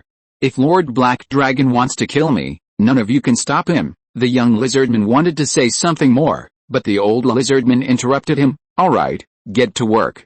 Bury our fallen comrades so they can rest in peace. On the battlefield, many lizardmen had already begun clearing the area. Apart from the lizardmen corpses taken away by the orcs, the other dead lizardmen were given a solemn burial. The old lizardman systematically assigned the tasks needed for the relocation. After doing all this, he led the male lizardmen of his tribe toward the goblin tribe. Halfway there, they saw a young lizardman. Chief, I've completed my mission. Did I save the tribe? Emma's eyes shone with hope as she stared at the old lizardman. The old lizardman laughed heartily. The accompanying lizardman couldn't help but laugh too. Ha ha ha, child, you did a great job. The tribe's survival this time is all thanks to you. The old lizardman smiled and patted Emma's head.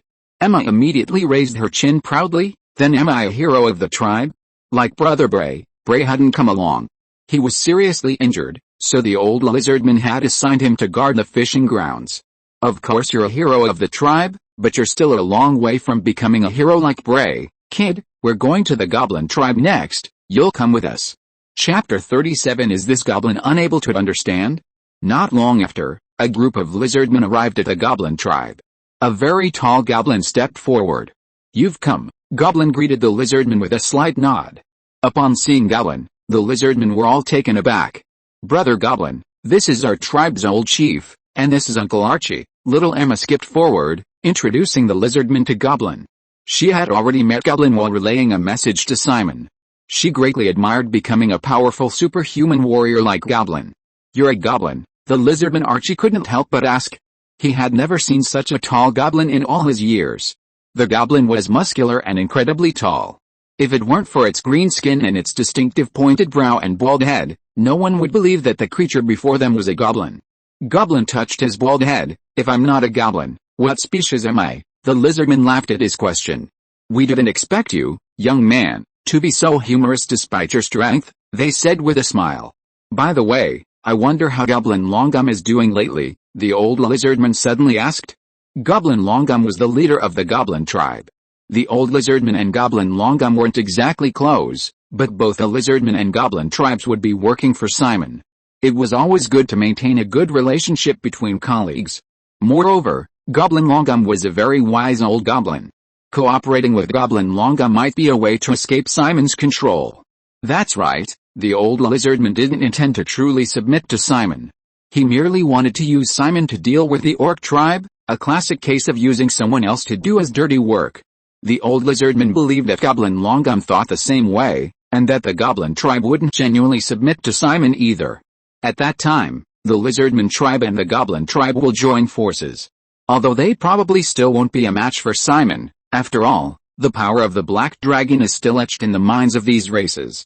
However, with the two tribes joining forces, breaking free from Simon's control shouldn't be a problem. Chief Goblin is dead, Goblin sighed. Goblin had great respect for his old chief, Goblin. Moreover, his own strength was entirely due to Goblin's secret techniques. What? Your chief is dead? The lizardmen were all shocked to hear this news. The chief of every tribe is crucial, especially the goblin tribe. Before this, the goblin tribe only had one extraordinary wizard, Goblin. The other goblins were just ordinary goblins. They were able to occupy a place in this magic crystal forest purely because goblins reproduce quickly and have short growth cycles. At its peak, the goblin tribe had more than 300 goblins. Even without extraordinary warriors, they didn't need to fear ordinary tribes just because of their numbers. Unfortunately, they were targeted by the orc tribe, who needed to perform blood sacrifice rituals. The goblin tribe initially resisted. However, the orc tribe would kill large numbers of goblins each time, then perform another blood sacrifice to increase the tribe's number of superhuman warriors. Faced with such a powerful enemy, the goblin tribe, whose only member was a superhuman wizard, naturally lost, and lost badly, nearly being wiped out. Just this morning, the old chief attempted to summon a demon to fight the orc tribe. A demon, the lizardmen exclaimed in surprise. Clearly, in their minds, demons were creatures on par with dragons. Let me finish, the goblin said, somewhat speechless at being interrupted halfway through. He continued, later, the chief failed to control the demon and was severely injured by it. The demon then began a massacre of us goblins. Fortunately, we encountered Lord Black Dragon. Goblins weren't very intelligent. He didn't know what an apostle was. He only knew that the chief had summoned a demon, and the summoned creature not only injured the chief but also breathed fire, killing many goblins.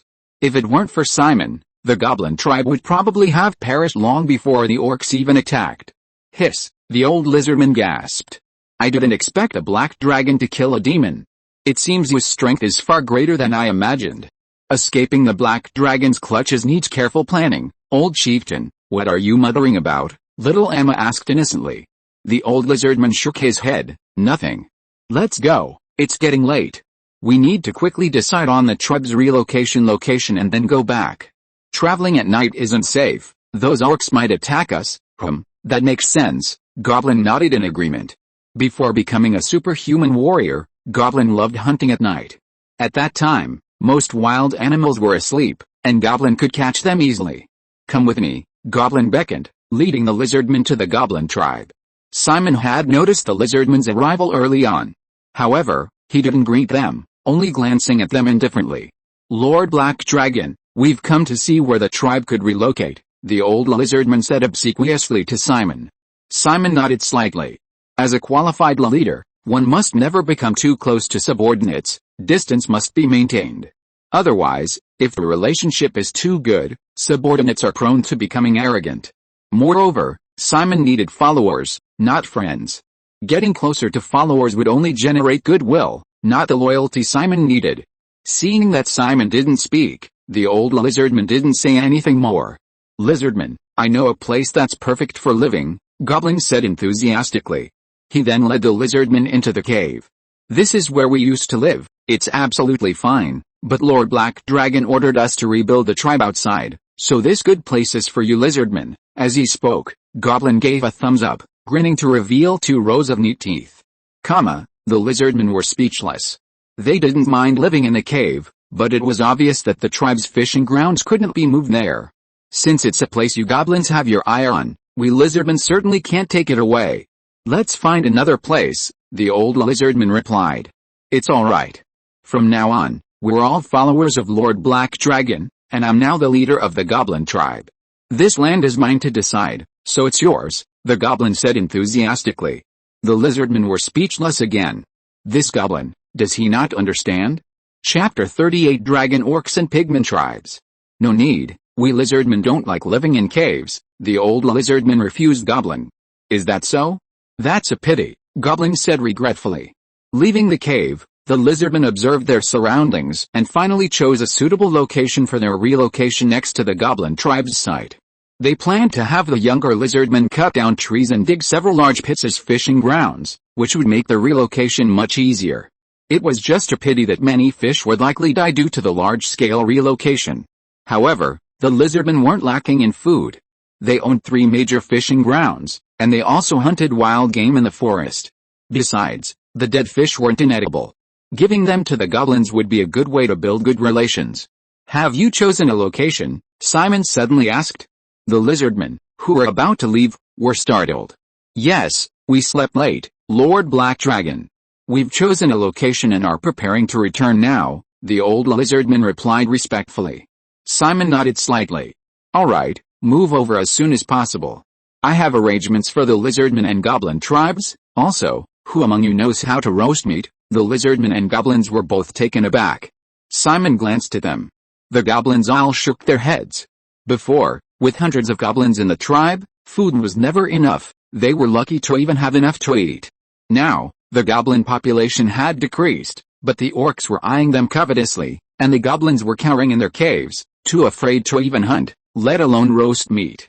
The lizardman tribe didn't have this problem. With abundant food, the lizardman tribe occasionally tried making various dishes. Although they lacked seasonings, food cooked over a fire was indeed much tastier than raw meat. "We can roast meat," the lizardman replied. Simon nodded.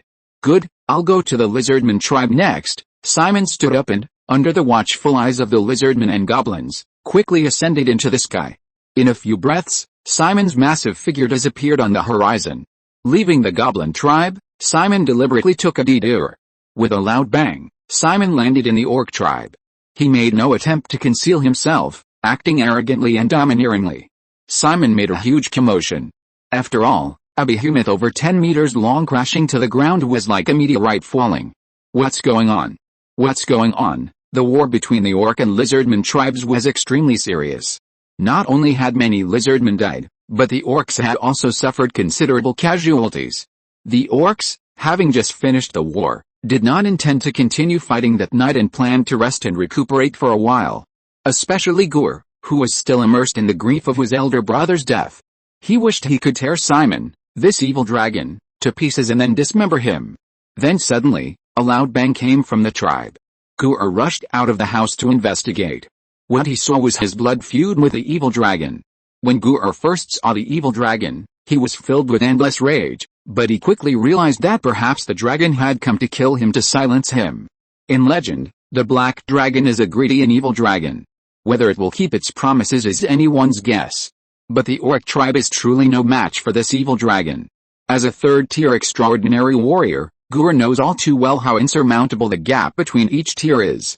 Moreover, dragons are inherently incredibly powerful creatures. Judging from Simon's size, he should be a dragon nearing adulthood. Dragons of this age have mastered a considerable amount of magic and are practically invincible among their peers. Thinking of this, Gur felt a chill run down his spine. He did want to avenge his elder brother, but he didn't want to lose his life or even destroy the orc tribe. Black dragon, powerful black dragon, what brings you to our tribe? Gur took a few deep breaths, then mustered his courage and stepped forward, overcoming his fear. A glint flashed in Simon's eyes. 2 puffs of hot white breath escaped from his nostrils. HMPH, just a mere orc tribe. What could they possibly have that would make me come all this way? Simon scoffed, his arrogance on full display. The orcs present all twitched at the corners of their mouths. If they weren't outmatched, they would have taken turns slapping Simon across the face. So, Black Dragon, what brings you here this time? The orc Gur asked cautiously. Simon didn't mince words, asking directly, which direction is the pigman tribe? I heard their wild boars taste quite good. Gur casually pointed in a direction. It's over there, about a 4-hour walk. Simon nodded, and without another word, took flight again. After Simon left, the orcs exchanged glances. Chief, did that black dragon really just come to our tribe to ask for directions? Although the orcs weren't known for their sharp minds, they had sensed something amiss. Yes, the goblin tribe and the lizardman tribe aren't in this direction. Why would that black dragon specifically come to our tribe to ask for directions? The orcs asked Gur one after another. Gur, being an orc, wasn't as quick-witted as a human. It was difficult for him to figure out Simon's schemes, but as their leader, he couldn't pretend he didn't know. The black dragon is here. What's the point of you knowing, no matter what it's for? Gur's question left the orc speechless. How could a black dragon suddenly appear in the once peaceful magic crystal forest? Otherwise, according to Gur's plan, the orc tribe would definitely have ruled the magic crystal forest. Unfortunately, the plan had changed, but that didn't mean the orc tribe had failed. As long as Gur underwent the blood sacrifice ritual multiple times and advanced to the 5th rank, the orc tribe still had a chance to rule the magic crystal forest, and even achieve the feat of slaying the dragon. The blood sacrifice ritual is about to begin. Instead of wasting time thinking here, why not go capture more magical beasts, or think about how to quickly collect more offerings since we can't attack the goblin or lizardman tribes? Gur waved his hand. This was the orc tribe's biggest problem. As long as the blood sacrifice ritual could proceed smoothly, Gur wasn't afraid of Simon. This was the orc tribe's trump card, a trump card with the power to turn the tide. Why don't we attack the pigman tribe? An orc suggested. Gur immediately slapped the orc on the head. Those wild boars bred by the pigman tribe are all at the 2nd tier. I'm not afraid, but can you defeat them? The other orcs lowered their heads, their expressions somber. Yet, I don't know how those pigmen managed it. They're all incredibly lazy, yet the wild boars they bred are not only numerous but also so powerful. I've been so tired from work these past 2 days. So I'll only update 1 chapter for now. I'll resume 2 updates a day starting tomorrow. Chapter 39 I am the butcher, you are the fish on the chopping block. Simon soared into the sky, glancing back at the orc tribe behind him, a smirk playing on his lips. His plan was simple, instigate a war between the orc and pigman tribes. Once they were locked in a fierce battle, both weakened, Simon would send his goblin and lizardman tribes to wipe out the weaker tribes. At that point, both goblins and lizardmen would see that under the wise and powerful leadership of Simon, their tribes had become more prosperous, even capable of defeating powerful enemies like the orcs or pigman tribes. This would undoubtedly boost the loyalty of his followers. As for whether the orcs would attack the pigman tribes, that was for sure. Although Simon didn't know about the orcs' blood sacrifice rituals, he had gleaned from clues that the orcs needed a large amount of prey. Otherwise, they wouldn't have launched such a large-scale attack on the goblin and lizardman tribes. Thinking that his mission was nearing completion, Simon felt a surge of joy. His wings flapped suddenly, and his speed increased dramatically. What would take an ordinary orc 4 hours to walk, Simon could reach in just 10 minutes by flying. As always, Simon made a grand entrance in the center of the pigman tribe. Unlike other tribes, the pigman tribe was filled with a foul stench. The dragon, with its keen sense of smell, was made dizzy by the stench. It stinks, Simon muttered disdainfully. Roar, a roar echoed. The dragon's majesty and the aura of a fifth-tier extraordinary powerhouse spread rapidly. At this time, the lazy pigmen weren't already asleep. But with Simon's arrival, the powerful aura instantly awakened all the pigmen and the sleeping wild boars. Damn it, what's all the noise about in the middle of the night? The pigmen are angry, and the consequences will be severe. Don't let me find out who disturbed my sweet dreams, or I'll make you wish you were dead, the pigmen charged out angrily. The next second, they were all stunned into place. A dragon? Why has a black dragon come to our tribe? The once fierce pigmen wilted like withered flowers. Simon looked down, his curious gaze sweeping over them. Not much different from what I remember, similar to pigs, but a bipedal humanoid. The pigmen's faces showed terror. They were too lazy, so they were much slower to gather information than the other tribes. Up to now, the pigmen only knew that the orc tribe had launched a war against the goblin tribe. As for the details of that war, they didn't care, let alone Simon's subjugation of the lizardman tribe. In this world, weakness is the original sin. Now I am the butcher, and you are the fish. Blame it on your weakness, you can only become sacrifices in my plan. A fierce glint flashed in Simon's eyes. Without another word, Simon directly attacked these innocent pigmen. Under the watchful eyes of countless pigmen, Simon stood on two legs, his dragon wings spread. A huge shadow enveloped the pigmen tribe. Simon raised his right hand high, then clenched it in midair. ZZZZT. Red lightning crackled and coiled in Simon's hand, finally coalescing into a spear over 10 meters long. Ancient dragon lightning spear, Simon murmured softly, the spear taking shape in his hand. Its aura surged skyward. The massive ancient dragon lightning spear seemed like a pillar supporting the heavens and earth, terrifying beyond compare. The pigmen were all stunned. No one had expected a black dragon to suddenly and inexplicably attack the tribe. Amidst the pigmen's stunned expressions, Simon slowly slammed the massive lightning spear into the ground. Run! Someone among the pigmen shouted. All the pigmen snapped out of their daze, instinctively turning to flee, but it was too late. The massive lightning spear pierced the ground. Boom, a flash of red light. Terrifying lightning raged through the pigmen tribe. Red lightning bolts darted about, and with each spread of red light, several pigmen fell. Besides the pigmen tribe also included extraordinary wild boars. Even the extraordinary boars with second-tier strength, though thick-skinned and tough, were no match for Simon, a fifth-tier warrior. The boar tribe was thrown into chaos, filled with cries of agony. Moments later, the red lightning dissipated. Corpses littered the ground. The bodies of boars and extraordinary boars almost completely covered the area. There's still one boar alive, Simon remarked in surprise. Caught in the blast of lightning, Simon discovered a boar still standing before him. Although the extraordinary boar swayed and seemed hesitant to speak, it was undeniably alive. The ancient dragon lightning spear's attack range wasn't particularly wide, but its power was undeniable. Coupled with Simon's fifth-tier strength, the ancient dragon lightning spear's failure to kill this extraordinary boar was truly concerning. Upon closer inspection, the boar was still barely breathing, appearing ready to die at any moment. You're my dinner tonight, Simon declared, grabbing the boar. With a single, forceful grip, perhaps because the extraordinary boar was already severely injured, Simon killed it instantly. However, Simon didn't care, he was going to eat it anyway, so dying sooner or later made no difference. Thinking of the whole roasted lamb he'd enjoyed that morning during his rampage in Lynn City, Simon's mouth watered, and his appetite surged. With a leap, Simon soared into the sky. He hadn't forgotten to pass through the orc tribe again.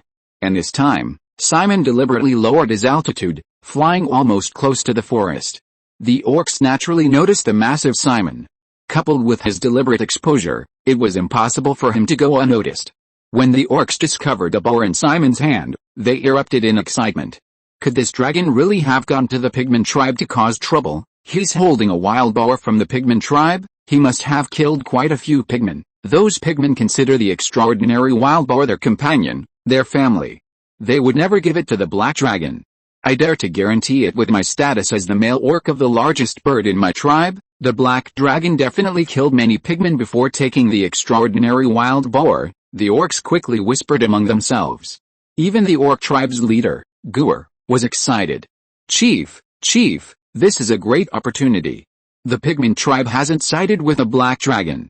If we seize this opportunity while the black dragon is causing trouble in the pigmen tribe, Kill more pigmen and their extraordinary wild boars. We'll have enough offerings for the blood sacrifice ritual, right? One orc excitedly suggested. That's right, I agree with this idea. The blood sacrifice ritual is held once a month. If there aren't enough offerings, the apostle might use us as sacrifices. So, we must attack the pigman tribe, another orc chimed in. Gur fell into deep thought, racking his brains. And finally came to a conclusion, that's right, the pigman tribe is bound to grow big, but not now. That black dragon may have already subdued the pigman tribe, so we must be careful. And it would be best to send out a few scouts to gather intelligence. Chapter 40 Long Live Lord Black Dragon. While the orc tribe was discussing how to attack the pigman tribe, Simon had already arrived at the lizardman tribe with the extraordinary boar. The lizardman tribe had already cleaned up the battlefield. The lizardmen had no plans for the night and were all preparing to sleep. However, Simon had informed the old lizardman beforehand, and many lizardmen were waiting for his arrival. Upon Simon's arrival, the old lizardman immediately went to greet him, saying, "Lord Black Dragon." Simon nodded in response, then tossed the dead extraordinary boar to the old lizardman. "Deal with this, then roast it." Although Simon knew how to roast meat, since he had followers, he didn't need to do it himself. "Yes, Lord Black Dragon," the old lizardman quickly replied, then began instructing the lizardman behind him, "Quickly deal with this boar and roast it for Lord Black Dragon." Some lizardmen stepped forward, momentarily stunned by the enormous boar. "Chief, this boar, it looks like a super boar bred by the pigman tribe." "Yes, it does look a bit like one. Only boars bred by the pigman tribe are this huge." The old lizardman paused. He looked closer and realized it looked more and more like one. And this boar was enormous, a full 4 meters long, considered a large one even among the pigman tribe's super boars. "That's right, I caught it from the pigman tribe," Simon readily admitted. "So, are you planning to bring the pigman tribe under your control?" the old lizardman asked. Simon thought for a moment, then didn't answer directly. "I'm very interested in the pigman tribe's method of breeding super boars." The implication was that only the super boars of the pigman tribe were attractive to Simon. The pigmen themselves were insignificant. If he could obtain the method to breed super boars, he wouldn't mind wiping out the pigmen. But if he couldn't get the breeding method, Simon would try to bring the pigman tribe under his control. After all, if the method for breeding extraordinary wild boars could be widely adopted and modified, Simon would be able to eat all sorts of extraordinary livestock in the future. For example, the extraordinary fish bred by the lizardman tribe in combination with the pigman tribe's special breeding methods. "You few stay here to roast meat for Lord Black Dragon. Bray and Archie, you two come with me to catch some blackfish for Lord Black Dragon to try," the old lizardman instructed. Blackfish were fish bred by the lizardman tribe that could be farmed on a large scale. Not only was the meat delicious, but the taste was also quite good. The lizardmen quickly divided the work. Some skinned and processed the wild boar meat, some started a fire, some spread sauces. "What's that?" Simon saw a lizardman spreading green juice on a piece of pork and couldn't help but ask out of curiosity. The lizardman being questioned by Simon seemed somewhat introverted, trembling slightly. It was another lizardman beside him who spoke up. "Don't worry, Lord Black Dragon, we didn't poison you. It's something called a berry. We discovered that applying it to food makes it taste better." Simon nodded without saying anything more. Ordinary poisons were no longer effective against Simon, so he wasn't worried at all about these lizardmen trying to poison him. If these lizardmen possessed poison capable of killing a 5th-tier dragon, they would have already wiped out the orc tribe. The firelight flickered. Simon lay on the ground, watching quietly. Today was the first day he had been driven from his home by his dragon mother. On this day, Simon had done many things and experienced a great deal. He had wreaked havoc in Lynn City, then encountered a goblin tribe in the magic crystal forest that had been nearly wiped out by his summoned creatures. He had also subdued the lizardman tribe. This day had been quite eventful. Simon, lost in thought, became somewhat absent-minded. "Lord Black Dragon, Lord Black Dragon, these are blackfish bred by our tribe. Please try them." The old lizardman presented a large basin of blackfish in a wooden bucket as if offering a treasure. Simon nodded, grabbed the bucket, and ate all the blackfish, consuming a large quantity of blackfish, size plus 0.03 meters. The system notified him, but Simon paid it no mind. Ordinary creatures could no longer provide Simon with much size. The bucket contained at least 20 blackfish, but they only added 3 centimeters to his size. Lord Black Dragon, the wild boar is roasted. Just as Simon was about to praise the quality of the blackfish, a lizardman respectfully replied. Simon stepped forward, eagerly grabbed the roasted extraordinary wild boar, and devoured it. The taste couldn't compare to the roasted whole lamb he'd had in Lynn City. However, the extraordinary wild boar meat was better, and the berries the lizardman had applied added a unique flavor. Consuming a tier 2 wild boar, size increased by 0.8 meters, Simon's eyes suddenly lit up. Even a tier 3 llama sheep only gained 1.3 meters in size, while this tier 2 wild boar had gained almost a meter. The wild boars bred by the Pigman tribe were truly excellent. Simon wasn't just satisfied with the taste, he was also very happy. Excellent, excellent. This wild boar tastes really good, especially the berries on top, which make the pork unique. Simon didn't hold back his praise. The lizardmen responsible for roasting the meat and spreading the berries scratched their heads somewhat embarrassedly. The next day, the lizardman tribe began their relocation. Simon even had the goblins assist them. So, in just half a day, the lizardman tribe's relocation was successfully completed. Goblins, do you see the fishing grounds the lizardmen have built? Simon suddenly asked. The goblins, drooling with envy, stared at the 3 fishing grounds established by the lizardmen after their relocation. So much food. So many fish. My goodness, won't the lizardmen never lack food? Simon continued, wouldn't you like to have an endless supply of food like the lizardmen? Wouldn't you like to be able to avoid hunger without having to hunt every day? Simon's words were like a sorceress bewitching a mermaid princess. Yes, Lord Black Dragon, we really want to. Goblin wiped the drool from his mouth and answered loudly. Lord Black Dragon, we want to too, the other goblins added, mustering their courage. Simon nodded in satisfaction. Very good. Then I will have you learn how to raise fish from the lizardmen. If you succeed, your goblin tribe will also have an endless supply of food. Wow, the goblins erupted in excitement. Following Lord Black Dragon was definitely the right decision. We'll have an endless supply of food from now on. I'll never have to hunt again, and I won't have to worry about being killed by ferocious beasts. Long live Lord Black Dragon! Long live Lord Black Dragon! Long live Lord Black Dragon! Chapter 41 Hanging Up and Slapping. Long live Lord Simon, the goblins shouted excitedly. At Simon's insistence, the lizardman tribe allocated a considerable number of fish fry from their own fishing grounds to the goblins. The goblins also began digging pits to build their own fishing grounds. Goblins, your most urgent task is to learn how to raise fish. Let's postpone the warriors' training for now, Simon said. Goblin stepped forward and suggested, Lord Black Dragon, our goblin warriors' training won't take much time. I think we can learn to raise fish while we train. The nearby goblins glared at Goblin, but dared not speak out. Many hands make light work. The goblins put down their work and devoted themselves to building the fishing grounds.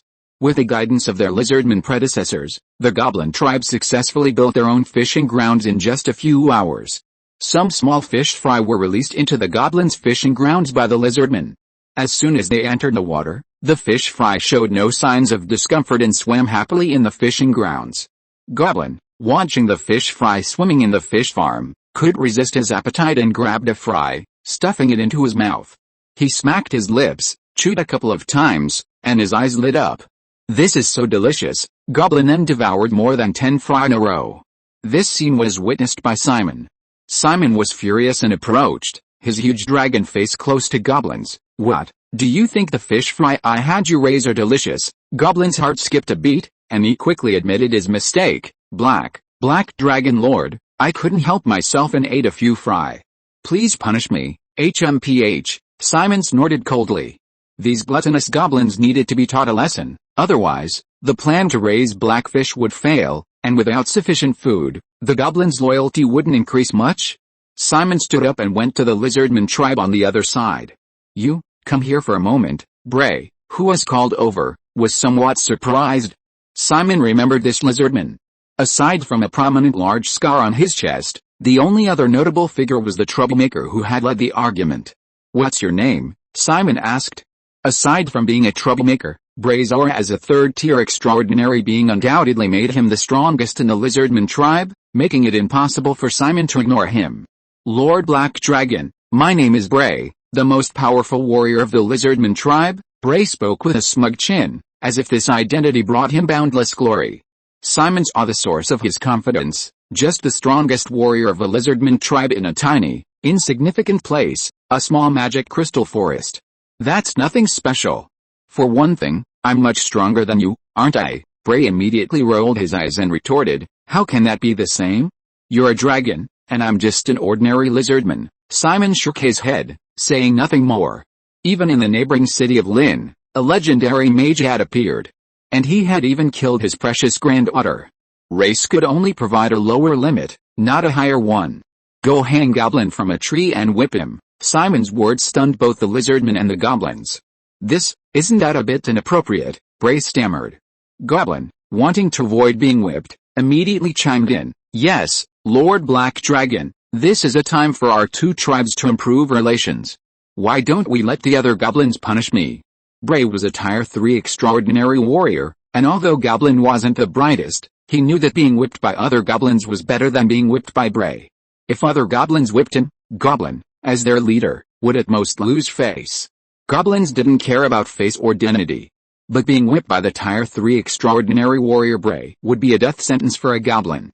Hey, I don't mind doing it myself, but if I were to do it, it wouldn't be as simple as a few lashes. Simon grinned. 2 rows of sharp dragon fangs were exposed. Goblin shuddered instantly. He swiftly slid to Bray's side, tightly hugging the man's leg. Lizardman, this powerful lizardman warrior, I beg you, please whip me. Show no mercy, please hang me up and whip me. Bray hesitated for a moment, then finally agreed. Fine, you said it yourself, don't blame me later. Bray found some vines, bound Goblin's hands and feet, and then hung him from a tree top. To the astonishment of the lizardmen and goblins, Bray gripped the vines and lashed them hard across Goblin's body. Swish! The vines whistled through the air.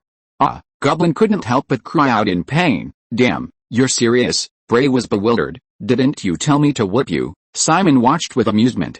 If he weren't concerned about his image in front of his followers, he would have burst into laughter. Despite his inner urge to laugh, his face remained stern. Listen up, all goblins. Anyone who dares to steal fish fry will suffer the same fate as Goblin. Looking up at Goblin, still being whipped by vines, the goblins all trembled. With Goblin as a precedent, the timid goblins naturally dared not repeat the mistake. Inside the orc tribe, the orc army had assembled. Gur, wielding a large axe and clad in leather armor, stood at the front. Brothers, according to the intelligence gathered by our scouts, the pigman tribe was attacked by a black dragon yesterday, suffering heavy casualties. This is our golden opportunity. Kill those filthy pigmen and hold a blood sacrifice. Kill the pigmen, hold a blood sacrifice. Kill the pigmen, hold a blood sacrifice. The orcs roared with excitement, shouting slogans. For a moment, their momentum was overwhelming. Though their numbers were small, they possessed the aura of 1,000 troops.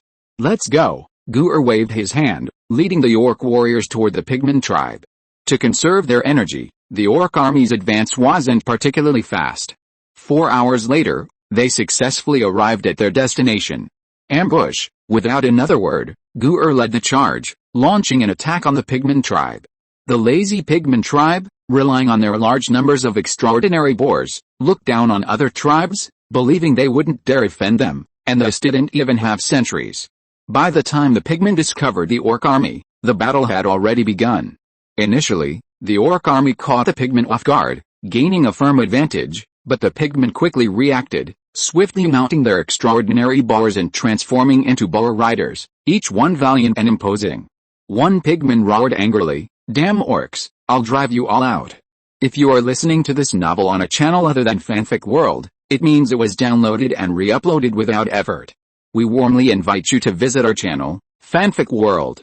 There you will find the original version of this story and many other novels of various genres. We look forward to seeing you dive into a world of incredible novels. Chapter 42 Drodger the Pigman. I am a pigman. My name is Drodger. From a young age, I knew I was strange. Unlike other pigmen, I am not lazy, and I am full of curiosity about the outside world. The old pigmen in the tribe say that our tribe is not native to the magic crystal forest. We come from the far north of the southern continent. It is said that a dragon caused trouble, forcing the pigmen to migrate south. This world is said to have 4 continents, east, west, south, and north. Each continent has different scenery. The southern continent is spring-like all year round, the eastern continent is made up of countless islands, the western continent is a vast desert, and the northern continent is covered in snow year-round. I long to travel the world and see such scenery. I often wonder what lies beyond the mountains. I am still young, and this yearning for freedom grows stronger. However, I love the other pigmen very much. Although they are lazy and don't like to bathe, they are my best family. Until that day. The pigmen once again recalled the fear of being dominated by the dragon. A black dragon inexplicably came to the tribe. And after its arrival, the black dragon unleashed terrifying magic. I can never forget that enormous spear. Crimson lightning illuminated the entire sky, highlighting the black dragon's evil. That crimson spear unleashed terrifying power. Lightning ravaged the tribe, killing many. I was lucky enough to escape. Afterwards, the black dragon stole a transcendent power and flew away. The pigman tribe suffered an undeserved calamity, but all we could do was pull ourselves together. The tribe's chief was killed by the damned dragon, but fortunately, there were still many elders in the tribe. Led by the elders, the tribe quickly buried the pigmen who had been killed by the black dragon. After discussion, the pigman elders believed that the black dragon was merely passing through, since it only took a boar after attacking the tribe. If nothing unexpected happened, the black dragon should return. All the pigmen thought so. But just as they relaxed their guard, the orcs attacked. They launched a surprise attack, killing pigmen one after another. The once prosperous pigmen were dying one after another in these 2 days. Georgia was enraged. His eyes turned bloodshot, and his body underwent a transformation. Dark brown hair sprouted from his skin. The hair was hard and sharp, like steel needles. In his boundless rage, Georgia, who only occasionally trained, successfully transcended mediocrity and became a warrior. He roared furiously, "Damn orcs, I will drive you all out." A violent aura was released, even astonishing Gur, who possessed third-tier strength. Such a ferocious aura. Has this pigman successfully entered the transcendent realm? Gur chopped down a pigman with an axe, then followed the aura and discovered a transformed Georgia. Georgia was still roaring furiously. "I will drive you all out. Leave no one alive." Roar. A huge boar seemed to sense something and charged towards Georgia. No matter how hard the pigman riding the boar tried to control it, it was to no avail. "Tyrant King, what's wrong with you? Calm down quickly." The pigman riding the boar named Tyrant King hurriedly tried to soothe him. However, the tyrant ignored him completely, even disdainfully throwing the pigman off its back. It charged forward, sending orcs, pigmen, and other extraordinary boars flying in its path. This extraordinary boar arrived before the fully transformed Georgia. The two seemed to sense each other. Georgia nodded slightly, then mounted the tyrant. The tyrant's former owner, witnessing this, was utterly astonished. The tyrant was the most powerful extraordinary boar in the pigman tribe, its strength approaching the third tier, and it was infamous for its fiery temper. The tyrant's owner had fed it regularly, developing a certain fondness for it, which allowed him to ride on its back. None of the pigmen had imagined that the tyrant would willingly allow a pigman to ride on its back. Charge! Charge! Charge! Georgia firmly controlled the tyrant, launching a charge through the orcs. One pigman, one wild boar, moved through the orc horde as if they were nothing. Each charge sent many orcs flying. "Chief, it's bad. That extraordinary pigman and the wild boar are working together so well, we can't stop them at all. Our initial advantage has been completely shattered," an orc reported to Gur. Gur scoffed. "It's just a second-tier extraordinary wild boar and a pigman who just became an extraordinary warrior, you bunch of useless trash. Alright, no need to fight him anymore. We've collected all the offerings. Quickly take them back to hold the blood sacrifice ceremony. Let these pigmen's wild boars be nurtured for a while, and then I'll come back to wipe out the pigman tribe after I break through to the fourth tier." Preparing for the next blood sacrifice ceremony, at Gur's command, the orcs began to retreat. They carried their lost corpses and fled at top speed. The pigmen, seeing this, cheered with joy. "We won. We won, Yegel, you're amazing. Thanks to you, we won this battle, Yegel. You protected everyone, you protected the tribe. I support you as our new leader." The pigmen cheered their victory. Simon witnessed this entire scene. He stood 100 meters in the air, looking down at the war between the orc and pigmen tribes. The orcs clearly still have strength left, and Gur didn't even fight this pigman who just became a superhuman warrior. What does that mean? Have the orcs collected all the sacrifices? Simon's thoughts raced. Thinking this, Simon stopped watching the pigmen's territory. He quickly flew towards the orc tribe. To avoid being discovered, Simon deliberately flew high. Through his dragon eye's excellent vision, Simon noticed that the orcs showed no signs of defeat. They were even laughing and joking. Unlike the pigmen, the orcs hadn't suffered any deaths, only serious injuries.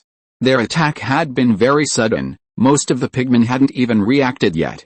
Furthermore, these orcs were battle-hardened and their teamwork was impeccable, making the fight against the heavily damaged pigmen tribe far too easy. Perhaps due to the large number of corpses, the orcs moved much slower. Simon wasn't in a hurry. He had plenty of time. Simon leisurely followed. About 5 hours passed. The sun had already hidden behind the mountains. The sunset painted the earth crimson, creating a blood-red path. Following this blood-soaked road, the orcs returned to their tribe. The first thing Gur did upon returning was to announce good news to the orcs who hadn't participated in the battle. We have gathered all the offerings needed for this blood sacrifice ritual. Let us cheer, let us celebrate. Chapter 43 Blood Sacrifice Ritual. After their defeat in the war against the Pigman tribe, the orc tribe was far from dejected. On the contrary, they were overjoyed. They held a celebratory festival.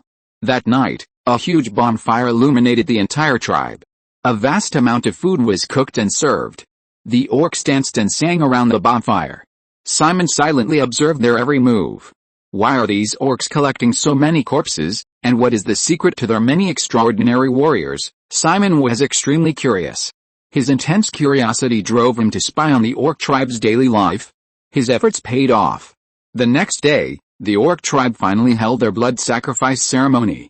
On this day, all the orcs brought out all the sacrifices they had collected and placed them in the center of the tribe. Because some of the sacrifices had been stored for too long, they had already rotted. These corpses quickly piled up like a small mountain in the center of the orc tribe. Tisk tisk, so many corpses, what are these orcs going to do? Simon thought to himself, high in the sky. The orcs continued to move the corpses. Because of the sheer number of rotting corpses, the air was polluted and filled with a stench, even worse than that of the Pigman tribe. Fortunately, Simon flew high enough to avoid the overwhelming stench. Soon, the orcs brought out all the offerings. Gur didn't rush into the ceremony. He turned to the orcs and said, "Before, we were just an insignificant tribe in the magic crystal forest. We were weak, without even any superhuman warriors. The goblins, though individually weak, were numerous and invincible enemies. The diligent and hard-working lizardmen, with their superb fish-raising techniques, possessed a large number of superhuman warriors, also enemies we couldn't defeat. The pigmen were lazy and filthy, yet they bred powerful superhuman boars, which we also couldn't defeat. However, we were fortunate. It was the apostle who gave us this opportunity, allowing us to leap from weakness to powerful orc tribe." Gur delivered his impassioned speech. Under the grace of the apostle and the blood god, our orc tribe possesses unparalleled power. Anyone in the tribe has the opportunity to ascend to the extraordinary and become a great and glorious orc warrior. Along the way, our orc tribe has endured many hardships, but we have overcome them all. Now, we have almost wiped out the vast goblin tribe, and we are even able to defeat the seemingly unattainable lizardman tribe, which surpasses us in every aspect. If Simon hadn't intervened, the orc tribe would indeed have destroyed the goblin tribe, and might even have wiped out the lizardman tribe as well. Therefore, when Gur said these words, the orcs of the orc tribe were all in an uproar. They roared with excitement. But now, we face another powerful and terrifying enemy. Gur's voice was low. The orcs fell silent. They knew that Gur was referring to the black dragon. If it weren't for Simon, the orc tribe would have already held a blood sacrifice ritual. Everyone knows it's a black dragon, a creature from legend. But, are we to back down in the face of a black dragon? We are brave and fearless orcs. Any enemy that stands in our way will be overcome, and we will continue to advance, even if it's a black dragon. Gur's tone became more spirited. He raised his fist and shouted to the orcs, "Perform a blood sacrifice, slay the black dragon." The orcs present were infected by Gur's emotions and joined in the shout. "Perform a blood sacrifice, slay the black dragon, perform a blood sacrifice, slay the black dragon." Their voices were loud, seemingly echoing through the heavens and earth. Even Simon, hiding high in the sky, heard the orcs chants thanks to his excellent hearing. Simon's face turned ashen. his expression darkening with anger. These ignorant orcs actually want to slay a dragon. Simon was the only black dragon in the magic crystal forest. He naturally knew which dragon the orcs wanted to kill. HMPH, I'll let you live a little longer. Once I figure out your secret to creating so many extraordinary warriors, I'll slaughter your orc tribe. Simon gritted his teeth in anger, letting out a cold snort. Then, I won't say any more. The blood sacrifice ritual officially begins, Gur shouted loudly. A snake-shaped statue appeared in his hand. Gur climbed the mountain of corpses and cut his palm. Blood dripped onto the snake-shaped statue. A strange thing immediately happened. The gray stone statue actually came to life. The small snake wriggled rapidly, opened its mouth, and crawled onto Gur's palm, constantly sucking the blood. As the small snake continued to swallow the blood, it slowly began to fade from gray, turning completely blood red, crystal clear, like a piece of blood red jade. Ah, it's alive. After drinking its fill, the small snake let out a comfortable groan. Gur respectfully greeted, Apostle, it's time for the monthly blood sacrifice ritual again. This time, I alone will receive your blessing. The small snake nodded slightly, saying nothing more. Under the watchful eyes of the orcs, the small snake rapidly grew larger. Seeing this, Gur quickly retreated. The surrounding orcs also orderly withdrew a distance. The crimson jade snake swelled with the wind, exceeding 10 meters in just a moment. Perhaps this was its true size, previously merely in a state of slumber. It awoke at the touch of Gur's blood. After growing larger, the crimson jade snake bent down and began devouring the mountain of corpses piled on the ground. The so-called blood sacrifice ritual was clearly about collecting offerings for this crimson jade snake to consume. Simon, in the sky, also saw this enormous blood snake. What is that? Simon frowned. To be on the safe side, Simon flew even higher into the sky. Flying too high, I can no longer see what's happening inside the orc tribe. Simon hesitated about descending, but seeing the giant snake within the orc tribe, he abandoned the idea. The crimson jade snake was no smaller than himself. A creature of this size, its strength was undeniable.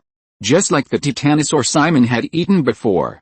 A titanosaur of about 10 meters long possessed 5th-tier strength, so the crimson jade serpent, of similar size, was naturally no weaker.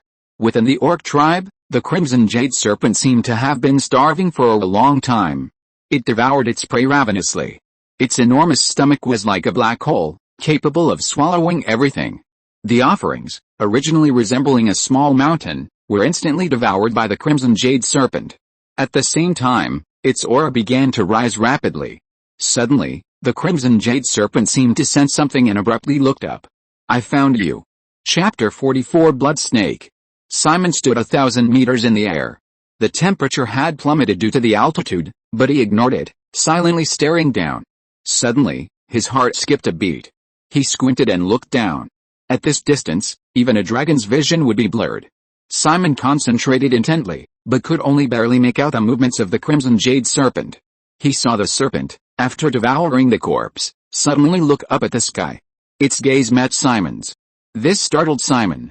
Could it have discovered me? Simon was shocked, but he definitely felt a sense of being watched. But I'm 1,000 meters in the air.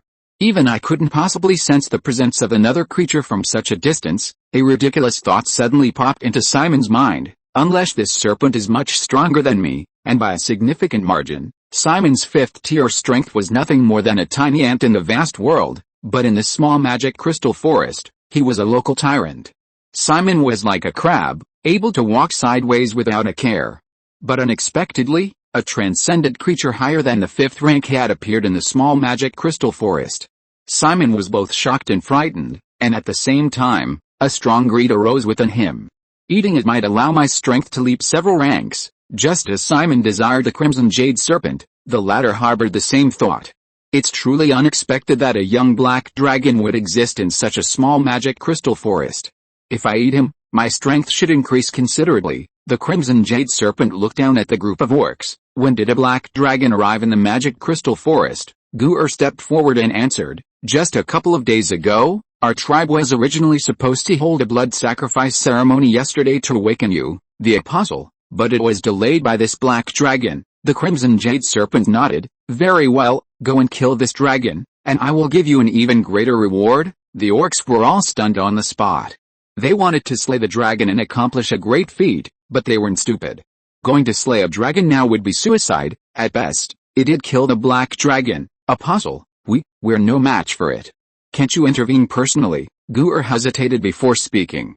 The crimson jade serpent looked up at the figure hidden deep in the clouds, then shook its head helplessly. I can't fly. The orc was stunned again. That statement seemed very reasonable. Too bad. It seems this idea has to be abandoned. Let's proceed step by step. The crimson jade serpent sighed, abandoning its plan to devour Simon. Come here and receive my baptism. Gur's eyes lit up upon hearing this. Without hesitation, he stepped forward, respectfully kneeling before the crimson jade serpent. The crimson jade serpent took a deep breath, then spewed out a large amount of blood mist. The blood mist enveloped Gur's entire body. With each breath, the blood mist gradually flowed into his body. As the blood mist was absorbed, Gur's aura began to rise. By the time Gur had completely absorbed the blood mist into his body, his strength had reached the advanced 4th tier. Looking down at his body, feeling the surging power within, Gur couldn't suppress a smile. Such powerful strength. If I were to fight Bree from the Lizardman tribe now, I guarantee I could cut off his head in less than 3 rounds, Gur said confidently. The crimson jade serpent was speechless. Having a high cultivation level but lacking suitable combat techniques, Gur could only bully lower-level extraordinary creatures. If he encountered a 3rd-tier extraordinary being proficient in powerful combat techniques, Gur might not even be able to defeat them. After all, Gur's strength was artificially inflated. The crimson jade serpent had merely devoured these large quantities of flesh and blood sacrifices, then used a secret technique to turn some of the scraps it didn't want into blood mist, thus enhancing Gur's strength. This was how the extraordinary warriors of the orc tribe were trained. This method was akin to forcing growth. Naturally, at the same cultivation level, they couldn't compete with other extraordinary warriors who had undergone rigorous training. However, the orcs were all brave and skilled in battle, and their rich combat experience could make up for this deficiency. Call me when you've collected the offerings. After saying that, the crimson jade snake shrank at a speed visible to the naked eye, eventually becoming a snake-shaped statue the size of a palm. Gur stepped forward and carefully picked up the crimson jade snake that had become a statue. His eyes burned with a blazing fire. That black dragon was only at the 5th level, while I now possess the strength of the advanced 4th level. Although I'm not as strong as the black dragon, I'm not as helpless as before. If we really face each other, I don't need to be afraid of him. Gur's idea of slaying the dragon grew stronger and stronger. His rapid increase in strength made Gur's ego swell, and he believed that he could even put up a fight against the legendary dragon. Simon in the sky was unaware of Gur's thoughts. After seeing the crimson jade snake shrink, he tried to lower his body, descending from 1,000 meters in the air to 100 meters in the air. This position was somewhat dangerous. If the orcs looked up, they would see him. But Simon could also clearly observe the orc tribe's every move. That snake was too dangerous, and because of the distance, I couldn't sense its strength. I really want to wipe out the orc tribe, but with that snake around, I can't act rashly. If we really fight, they could cast an anti-flight spell and I wouldn't be able to escape. Simon felt a bit disgusted with magic. He had suffered a lot from it, especially from anti-flight spells, which made him experience the pain of having wings but not being able to fly. Now, ordinary magicians' anti-flight spells were no longer very effective against Simon, but the strength of that crimson jade snake was not to be underestimated, so it was best to be cautious. As for the strength of that crimson jade snake, Simon had a rough guess. It probably possessed a skill similar to Simon's, feast. It could increase its strength by devouring flesh and blood. That's why it had these orcs help it collect flesh and blood. This idea coincided with Simon's. He also planned to get the method of breeding extraordinary wild boars from the pigman tribe, and then have his followers continuously breed extraordinary creatures for him to eat, increasing the level of feast. But the snake was definitely not a legendary powerhouse. If that crimson jade serpent had already reached a legendary level, it would have already gone on a killing spree. After all, there's a human city right next to the magic crystal forest. Simon speculates that the crimson jade serpent's strength is around the 7th or 8th tier. It's not impossible to devour it. If Simon completes the quest to subdue followers and obtains a powerful skill from the system's lottery, then with a health boost from feast, Simon might actually be able to fight the crimson jade serpent. Chapter 45. The plan has changed. It seems that devouring the Crimson Jade Serpent requires careful planning. According to Simon's estimation, the Crimson Jade Serpent possesses at least 7th tier strength. As a dragon, it boasts exceptional strength and defense, and with the increased health from Feast, Simon can easily fight opponents of higher levels. However, to contend with the Crimson Jade Serpent, which is at least 7th tier, 5th tier strength is far from sufficient. He needs to reach at least 6th tier. But how can he quickly increase his strength? Simon fell into deep thought. Unbeknownst to him, Simon had returned to his territory. There, the lizardmen were teaching the goblins how to raise fish. Surprisingly, Goblin was still hanging from a tree. Judging from the numerous bloody welts on his body, it was clear that Ray hadn't held back and had indeed whipped Goblin hard. Upon Simon's return, Goblin, who had been hanging for a day and a night, immediately cried out, "Lord Black Dragon, I know I was wrong. I really know I was wrong. I'll never steal fish fry again. Please forgive me this once, please." His voice choked with emotion, as if he were about to burst into tears. Yesterday, Goblin had stolen fish fry and was caught by Simon, who ordered him to be hung up and whipped. Simon then went to observe the orc tribe and didn't return for a whole day. Without Simon's order, no one dared to lower Goblin, so he remained hanging for a day and a night. It's good that he knows he was wrong. Let him down. Simon waved his hand. Simon wouldn't tell his followers that he had simply forgotten about it. Because of Simon's severe punishment, his followers were even more respectful, and their loyalty had increased slightly. Simon found a spot to lie down and observe his followers' work. Under Simon's protection, there were no external enemies. The goblins no longer lived in fear of orc attacks. Only a few days had passed, and Simon discovered that quite a few female goblins were already pregnant. They were working with enormous bellies. Judging from the size of their bellies, a batch of goblin pups would be born in about 3 days. These pups would reach adulthood in less than half a month and possess a certain fighting ability. Moreover, goblins are creatures without any sense of ethics or morality. Once these pups reach adulthood, the goblin population of the entire tribe would double in less than a month. If other female humanoid creatures could be captured, the goblin reproduction rate could be increased even further. Unfortunately, goblins are simply too weak. Even with a large number, it would be meaningless to Simon. If every goblin were a super warrior, I could quickly increase my strength. At this point, Simon suddenly thought of the super wild boars bred by the Pigman tribe. The original plan was to let the orc tribes and pigman tribes fight each other to weaken one side's strength, then send out the goblin and lizardman tribes to eliminate them, thereby increasing their loyalty and completing the mission in one fell swoop. Simon narrowed his eyes. Now the situation has changed, and the plan should be changed as well. What you can draw from the system's reward lottery is still uncertain. Increasing the level of the feast is the safest method. Simon's mind raced, trying to quickly increase his strength to kill the Crimson Jade Serpent and devour it. "Old man, what's your name?" Simon turned his head towards the lizardman tribe.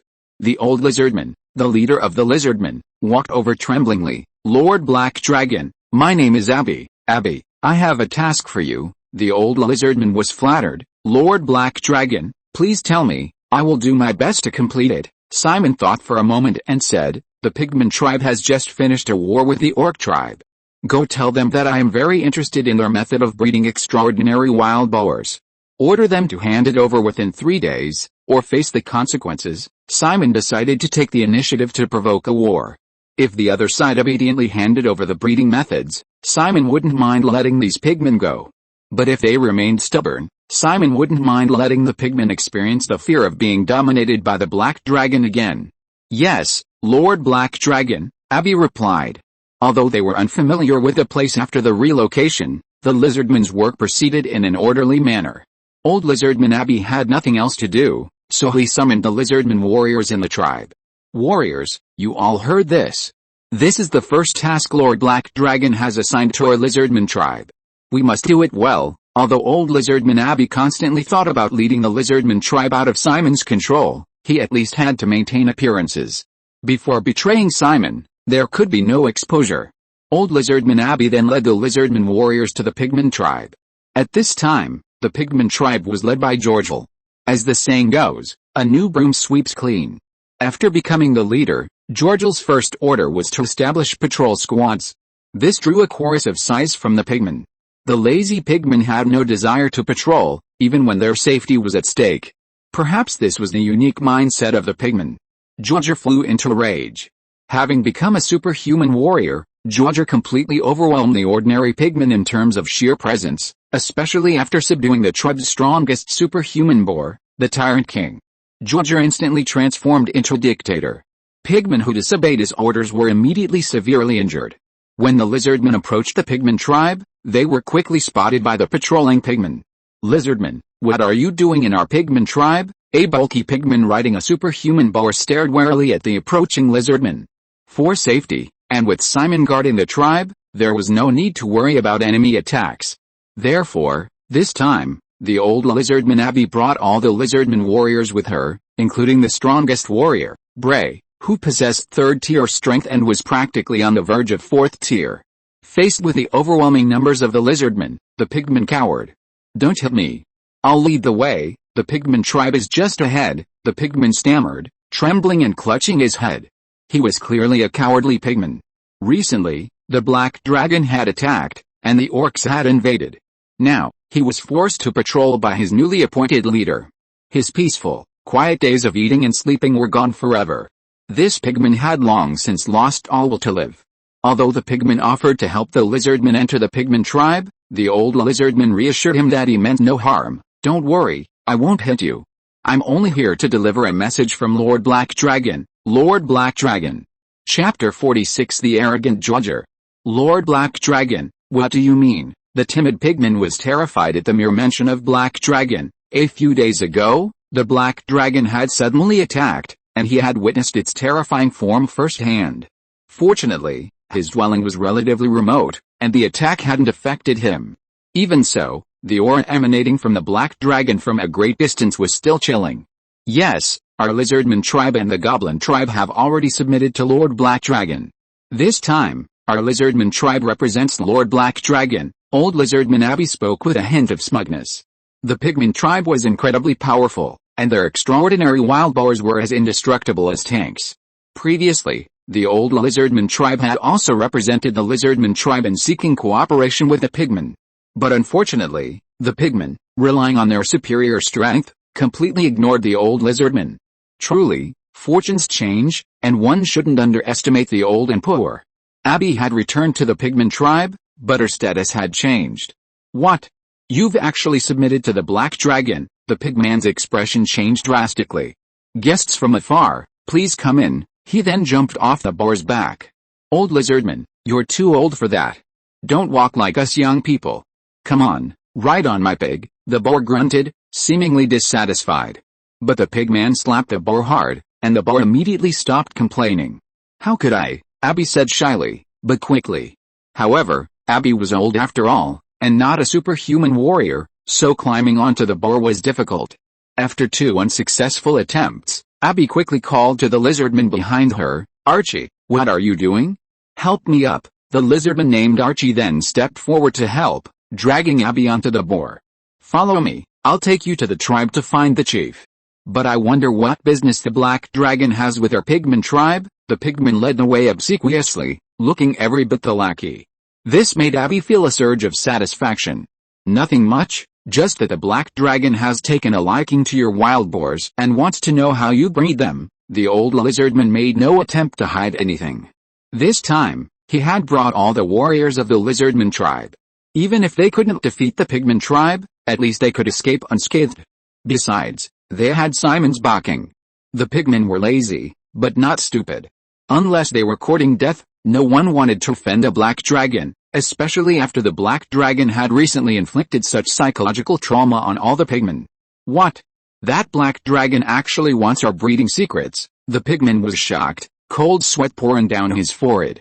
The method of breeding extraordinary wild boars was a special method passed down from their ancestors, the very foundation of the pigman tribe. Handing over something so valuable was obviously impossible. But what if the Black Dragon got angry if they didn't? The pigman was caught in a dilemma, even slowing down his pace. "Whatever, it's not my place to decide anyway," the pigman shrugged, banishing all the distracting thoughts from his mind, happily enjoying being a little pigman. Led by the pigman, the lizardmen successfully entered the pigman tribe. "What's going on, Wildstone? "Why did you bring these lizardmen into our tribe?" an old pigman questioned Wildstone. Wildstone then told the old pigman everything Abby had said. The old pigman's expression changed drastically upon hearing this. "Please wait a moment, guests. I'll go and fetch the chief." The old pigman didn't dare delay and disappeared in a flash. A moment later, the new chief of the pigman tribe, Jaeger, arrived. "This is our tribe's new chief," the old pigman introduced. The Jaeger wasn't in combat mode, so he looked no different from ordinary pigmen, except for his larger size, nearly 2 meters tall, a true behemoth.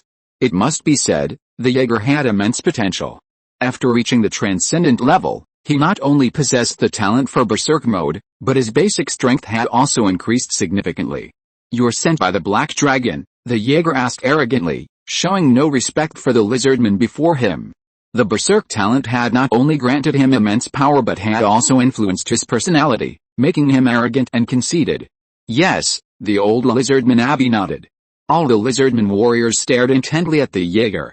They sensed a violent and powerful aura emanating from him. This indicated that the Jaeger was a transcendent warrior. In all their years, the lizardmen had only ever heard of transcendent wars in pigman tribes, never transcendent pigmen. "HMPH, what business do you have in my tribe?" the Jaeger arrogantly raised his chin. Abby raised an eyebrow. He had finally enjoyed the respect due to the pigman, but the judger before him seemed to show him no respect. "We're here to deliver a message to Lord Black Dragon. He says he's very interested in the pigman's method of breeding extraordinary wild boars and orders you to hand it over within 3 days, or face the consequences." Abby relayed Simon's words verbatim, without embellishment.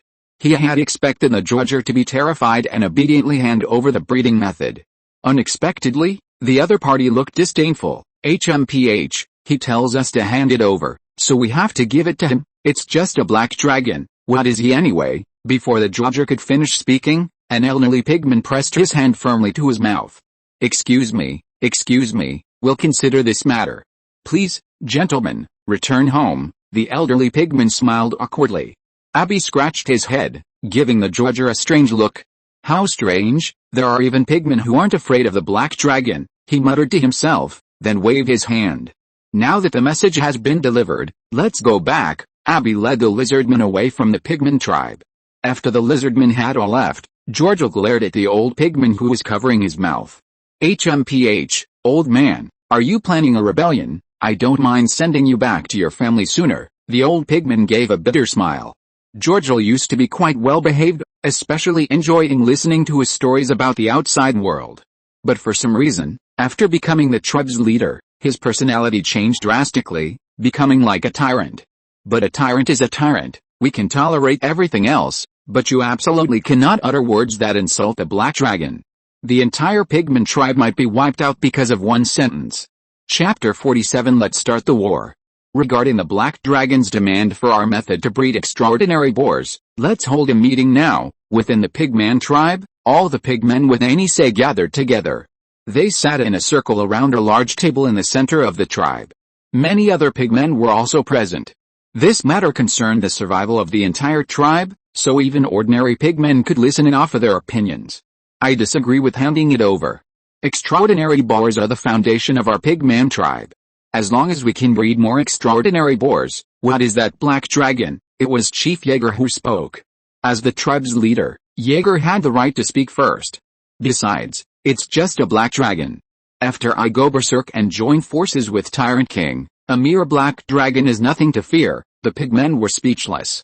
Jaeger had just entered the extraordinary realm, and his awakened ability was berserk, which had a profound impact on his personality. Once berserk, he knew nothing of fear. The pigmen automatically ignored Jaeger's last sentence. A pigman raised his hoof and voiced his opinion. "I think we should leave the magic crystal forest. Just like before, as long as we escape this place, with our methods of breeding extraordinary wild boars, we can easily make a comeback." This statement was immediately met with opposition from the Jaeger. "You intend to make our pigman tribe flee? No way. I refuse this proposal. Our pigman tribe has never been a coward. Any invading enemy will be driven out, even the Black Dragon. In that case, let's hand over the flower spirits," a pigman elder suddenly said. All the pigmen present were stunned. "That won't do. Our pigman tribe relies entirely on the flower spirits to breed a large number of extraordinary wild boars. Without the flower spirits, our tribe will soon decline. The pigman elder's words were immediately met with opposition from all the pigmen. The old pigman glared angrily. We can't fight them, and they won't run away. What can we do besides hand over the flower fairies? He slammed his hand on the table, glaring at Wilder. Now you're the leader, so this matter of life and death for the tribe is yours. The old pigman immediately assumed the role of a hands-off leader. He had thought that Wilder would curb his arrogance and seriously consider such an important matter. But to his surprise, Wilder made a decision directly. Then let's go to war. As long as we pigmen and wild boars work together, no enemy can defeat us. The pigmen fell silent. Their gazes towards Wilder were filled with a strange look. Had this new leader lost his mind when he became a super warrior? Working together to fight the black dragon? Wasn't this just suicide? All the pigmen and wild boars working together to try and overwhelm the black dragon. Time passed quickly. 3 days went by in a flash. During this time, the goblin tribe gave birth to about a dozen goblin cubs and learned fish-raising methods from the lizardman tribe. Having experienced the goblins being hung up and whipped, none of the goblins dared to steal the fish fry, so the fry grew steadily. Although they weren't mature yet, as long as the goblins raised the fish methodically, they would eventually be able to obtain an inexhaustible food supply like the lizardman tribe. 3 days have passed, and still no news from those pigmen, Simon asked. Abby walked up shakily, also looking puzzled. Yes, Lord Black Dragon, the pigman tribe hasn't sent a single person to negotiate with us. Simon nodded. That's strange. A small pigman tribe actually dares to defy my will? He then stood up, his massive size exuding immense pressure. In that case, let's destroy the pigman tribe. The plan changed again. He was still thinking of subduing the pigman tribe and then using their method of breeding extraordinary wild boars to obtain a continuous supply of extraordinary food. He hadn't expected the pigman tribe to dare defy him, and in the end, he still had to destroy them. But this was for the best. It would increase the loyalty of his followers. Goblins were creatures of relatively low intelligence. Now, Simon had provided them with a safe life and a potential surplus of food. These two things alone had greatly increased their loyalty. If he led them to destroy the pigman tribe, he might be able to complete the task of winning over loyal followers in one fell swoop. All lizardmen and goblin warriors, prepare to march and destroy the pigman tribe. Simon directly assembled the warriors of both tribes. Yes, sir. Simon's authority was still very high. The warriors of both tribes were very obedient. Simon gave them the order to fight, and they would wage war without hesitation. The warriors quickly donned their armor, took their weapons, and marched towards the pigman tribe. Simon, however, did not rush to set off. The lizardmen and goblins were too slow. It would take them at least 1 or 2 hours to reach the pigman tribe, while Simon could fly there in just over 10 minutes. The warriors all set off for the pigman tribe, and Simon wasn't idle either. He rose and soared into the sky, arriving above the orc tribe without stopping. The orc tribe had just finished their blood sacrifice ritual. Normally, they would have already begun preparing for war and collecting offerings for the next blood sacrifice. However, things were different now. The black dragon had appeared in the magic crystal forest and ruled over the lizardmen and goblin tribes. If the orc tribe wanted to collect offerings, they could only target the pigman tribe. But relying solely on the pigman tribe wasn't enough. Therefore, the orc tribe planned to let the pigman tribe develop for a while, breeding more offspring and wild boars.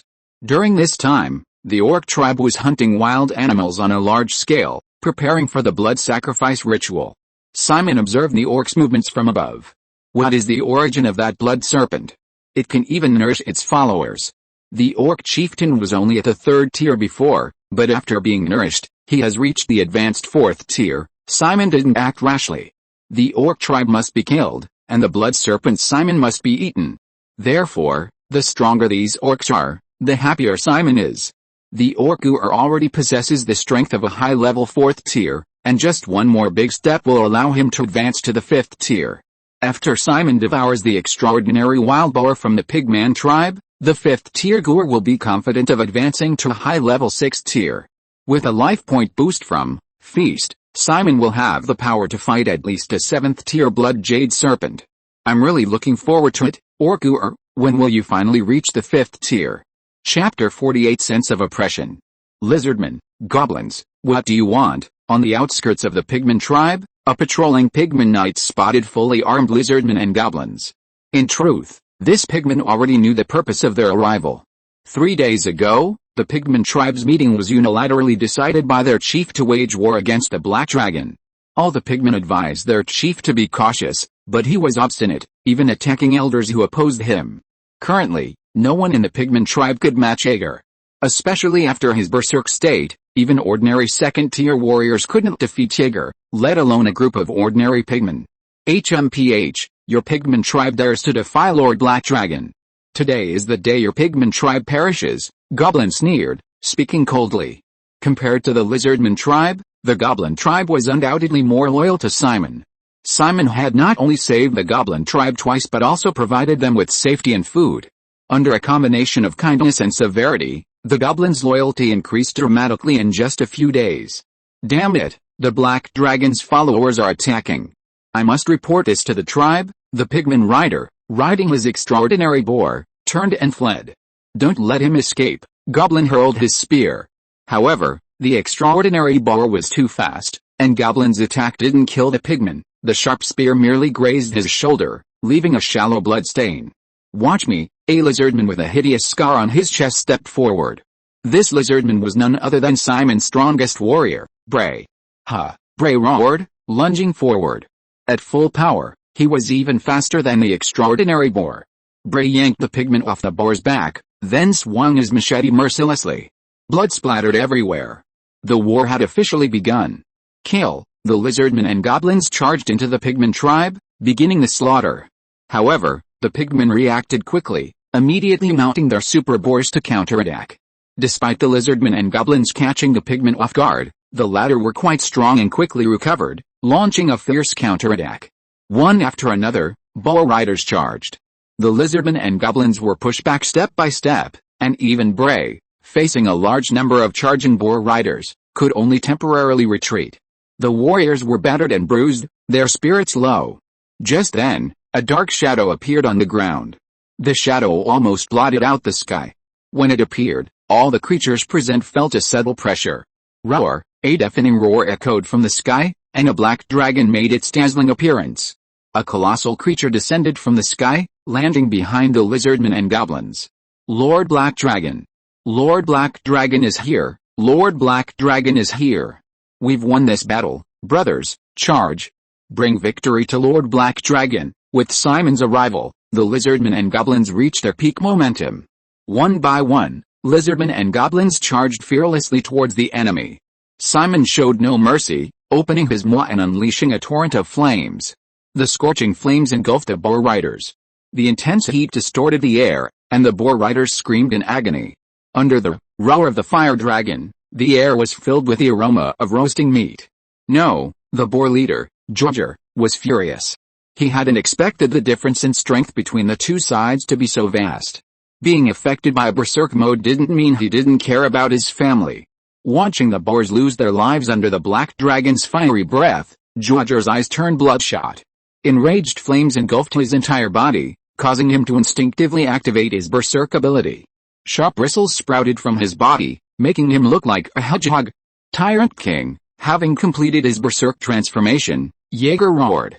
The wild boar Tyrant King charged forward. Jaeger flipped and mounted the Tyrant King. The moment he completed the mount, Jaeger and the Tyrant King's auras merged.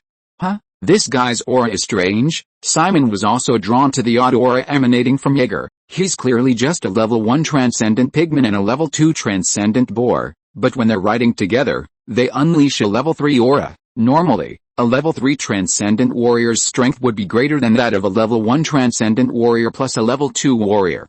But Jaeger and the Tyrant King combined possessed level 3 strength. It was truly strange. For the horde, Jaeger roared, charging forward on the Tyrant King. Simon stepped forward and grabbed the charging Jaeger. Even if you can unleash combat power beyond your level, you're still no match for me. Simon held Jaeger in one large hand and the wild boar Tyrant King in the other. The battlefield fell silent. The elders of the pigman tribe shook their heads at the sight. Go and bring out the flower fairies. We are no match for the black dragon. Georger was too foolish, causing so many of our people to die. The pigman elder began to act. Simon, meanwhile, carefully observed the abnormalities of Georgia and the Tyrant King. Suddenly, he realized, so this boar's ability is also berserk. Plus, one is a pigman and the other a boar, they have a very close relationship. Therefore, you two can complement each other, condensing your strength into one, just like soft grass twisted into a ball becomes resilient. Having discovered Georgia and the Tyrant King's secret, Simon tossed them into his mouth, consuming a Tier 1 pigman, size plus 0.4 meters, consuming a Tier 2 boar, size plus 0.9 meters. Simon's body trembled, letting out a groan. That feels so good. The sudden increase of 1.3 meters in size made Simon feel pleased. Seeing that Simon had devoured their enemy leader, the lizardmen and goblins became even more excited. War fever raged. "Long live the Black Dragon," someone shouted, and the lizardmen and goblins roared back, "Long live the Black Dragon! Long live the Black Dragon! Long live the Black Dragon!" Ding. Congratulations on taming a loyal follower. Event lottery draw chance +1. At that moment, the system notified them. Simon was overjoyed. He had been working on this task for several days, and it was finally complete. System, give me a lottery draw. Simon didn't hesitate and used his draw chance directly. As always, the system showed nothing, only text, drawing lottery. Congratulations on drawing the skill. Pressure, skill description, inflicts pressure on the opponent, greatly increasing their stamina consumption. Source, Pokemon. If you are listening to this novel on a channel other than Fanfic World, it means it was downloaded and re-uploaded without effort. We warmly invite you to visit our channel, Fanfic World. There you will find the original version of this story and many other novels of various genres. We look forward to seeing you dive into a world of incredible novels. Chapter 49 Little Elf. A sense of oppression, huh? If this is used in conjunction with Dragon's Might, it should be able to achieve a complementary effect, like the Jaeger and the Wild Boar King. Simon's eyes lit up as he accepted the system's lottery draw. This was an excellent skill. Although it had no offensive power, it could significantly deplete the opponent's stamina, making it practically a divine skill at the same strength level. Especially when combined with Feast, even a weak goblin like Simon could challenge opponents of higher levels, let alone a black dragon. Don't forget, Simon was actually less than half a month old. Other dragons his age were still nursing under their mother's protection. Simon's current size was entirely thanks to Feast. Such a massive size brought an incredibly terrifying increase in health.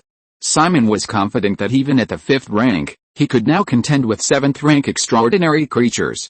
In terms of size, Simon was already close to an adult black dragon, and his strength was beyond doubt.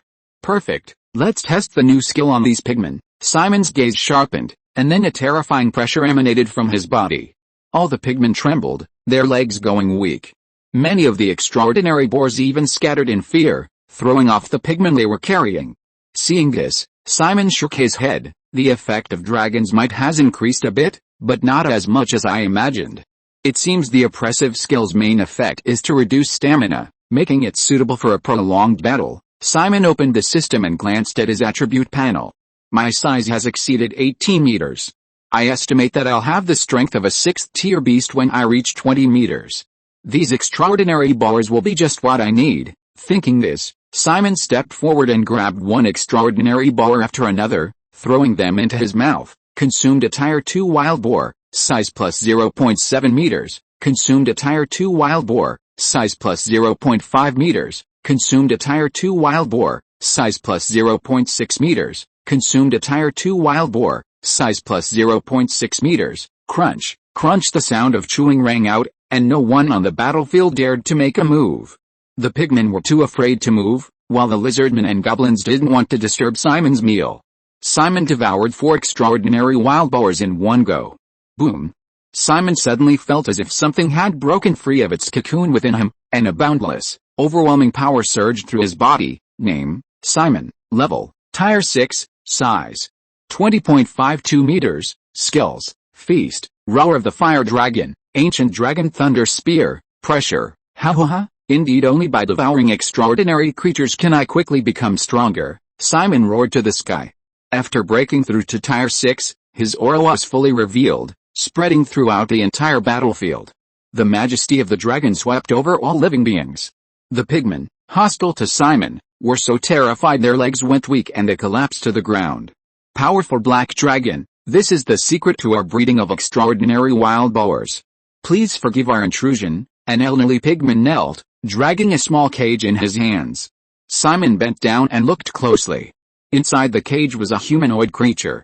She was only the size of an adult human's palm, with short, emerald green hair, completely naked, and had 2 pairs of thin, cicada wing-like wings on her back. As a sprite, she was exquisitely beautiful, with strikingly lovely features, and a petite, adorable figure. "A sprite?" Simon asked curiously. Sprites and elves have similar names, but they are 2 different species. Sprites have many names. They can also be called little fairies or little goblins. These sprites are born from heaven and earth, and it is said that each sprite possesses unique talents from birth. The sprite in the cage was also startled upon seeing Simon. "Whoa! A dragon! It's a black dragon!" The little elf was startled, then began cursing. "Damn pigman! I curse your ancestors for 18 generations. 10 years ago, I painstakingly drifted from the eastern continent to the southern continent, only to encounter a bunch of ungrateful, despicable bastards. Because of Simon, the battlefield was very quiet." At this moment, the little elf's insults against the pigman tribe clearly reached everyone's ears. Simon, upon hearing this, immediately became interested. It seemed this little elf had a very deep grudge against the pigman tribe. Such a lively event, Simon naturally decided to buy some melon seeds, pull up a stool, and listen carefully. "Oh ho, what grudge do you have against the pigman tribe? Why are you cursing these pigmen like that?" Simon asked with a smile.